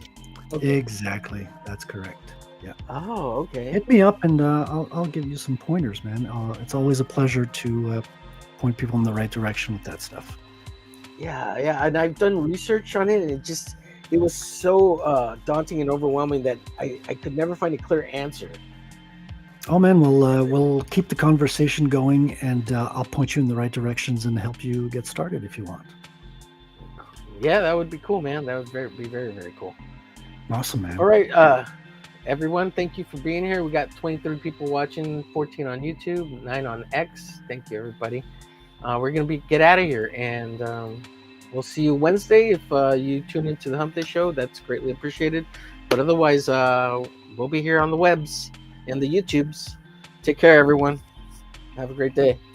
Later. Let's get this outro going. Let me turn this music off. All first. right. You're more than welcome to hang out, Frederic, and if you want to talk in the back room for a bit. If not, you're cool. I know you got that other show to go to, so Yeah, you're more than free to chat. you're also invited. So Wrangler said if you want to bring omerglitch to his Winging It, if you want, I can drop you the StreamYard link and you can come on with us as Sure. well. Yeah, absolutely, man. That'd be cool. Cool. All right, appreciate it. I'll send you that in the privates. All right, cool. Thank you. Awesome, man.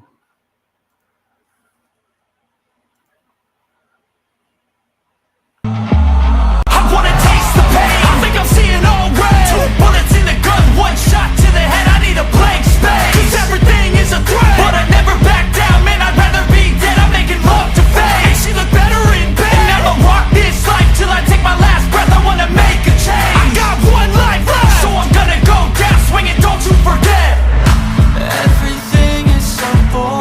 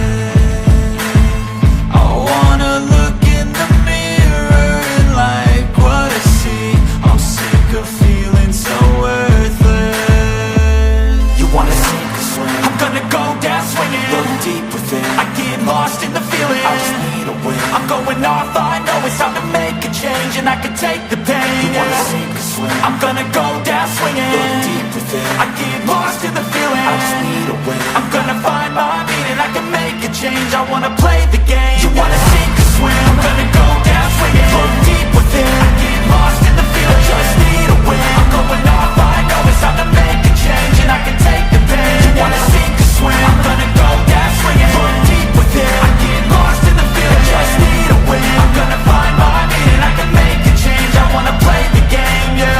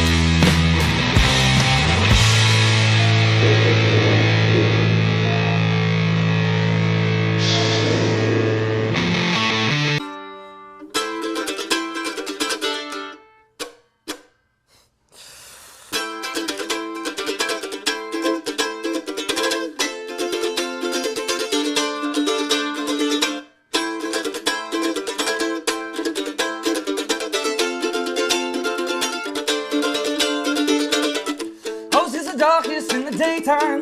Cool me in the sunshine, sitting by the water line, serving ourselves off paper plates. Oh, it's the coldest in the bright times. So live in the sunlight, songs on our minds, drinking up all our escape. I wanna do it again tomorrow. Sit low with you and hold ourselves against some shadows. If you don't let yourself grow, if you don't let yourself grow, if you don't let yourself grow, if you don't let yourself grow, only let yourself grow.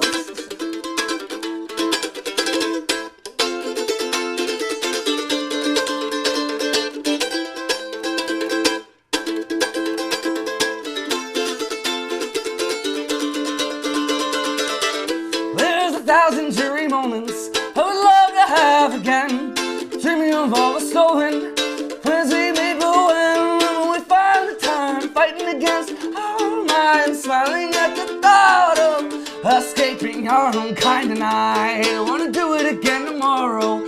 Sit alone with you and hold ourselves against the shadows. If you don't let yourself grow, if you don't let yourself grow, if you don't let yourself grow, if you don't let yourself grow, only let yourself grow.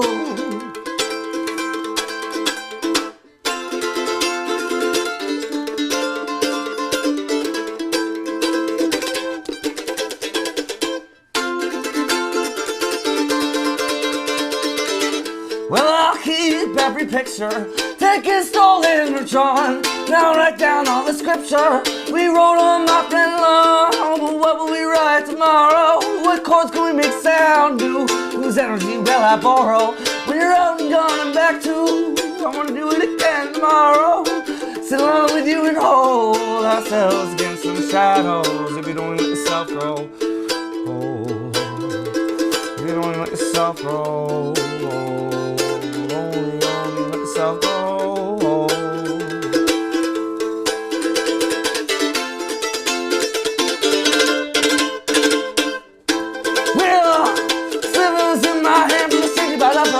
Project. I hope that access and intrusions that, well, intrusions are now reject, but intrusions are now reject, but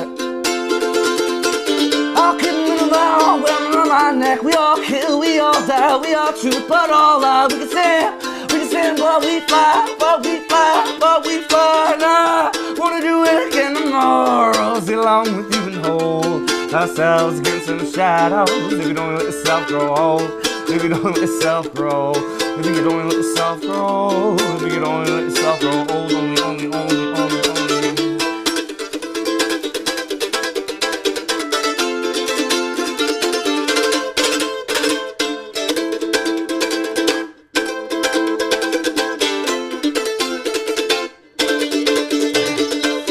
Well, there's 1,000 dreary moments I'd love to have, yeah.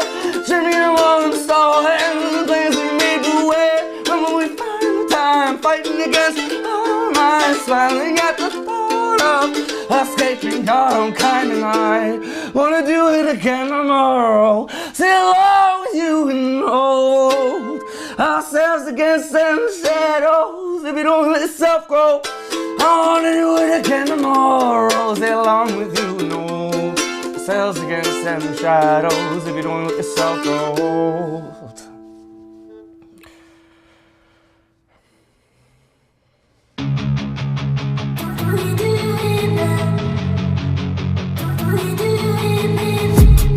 I've been dreaming on in my head like I've seen it. A life worth living is a life with meaning. I'll do what I love till my heart stops beating. I'm feeding this demon.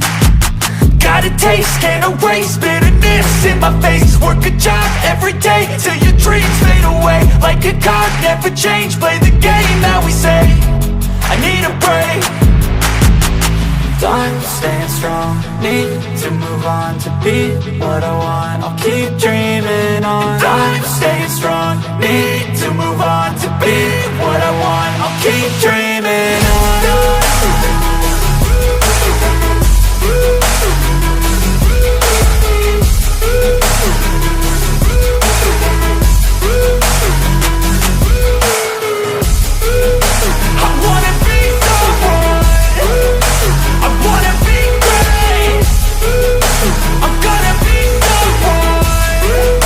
It's never too pace on when I chase like that. Yeah, I play so strong with a knife in the back. I'ma swing home run like a baseball bat. Gonna see me rise if you hate on that. I don't play both sides, doing me no cap. I'ma ride or die for my dreams on tap. I'ma fly real high, you ain't see me slack. No, it's not how you fall, it's how you get right back up. That's how you get tough. Calluses on my hands so rough, yeah, I call your bluff. I'm not the one, mess with me, come out with none. Cause I'm so done, you had your fun. And now you're gonna face down the barrel of the gun. Cause I got a full clip, put your name on it. But I'ma let you slide cause you ain't worth it. Time staying strong, need to move on. To be what I want, I'll keep dreaming on. Time staying strong, need to move on. To be what I want, I'll keep dreaming on.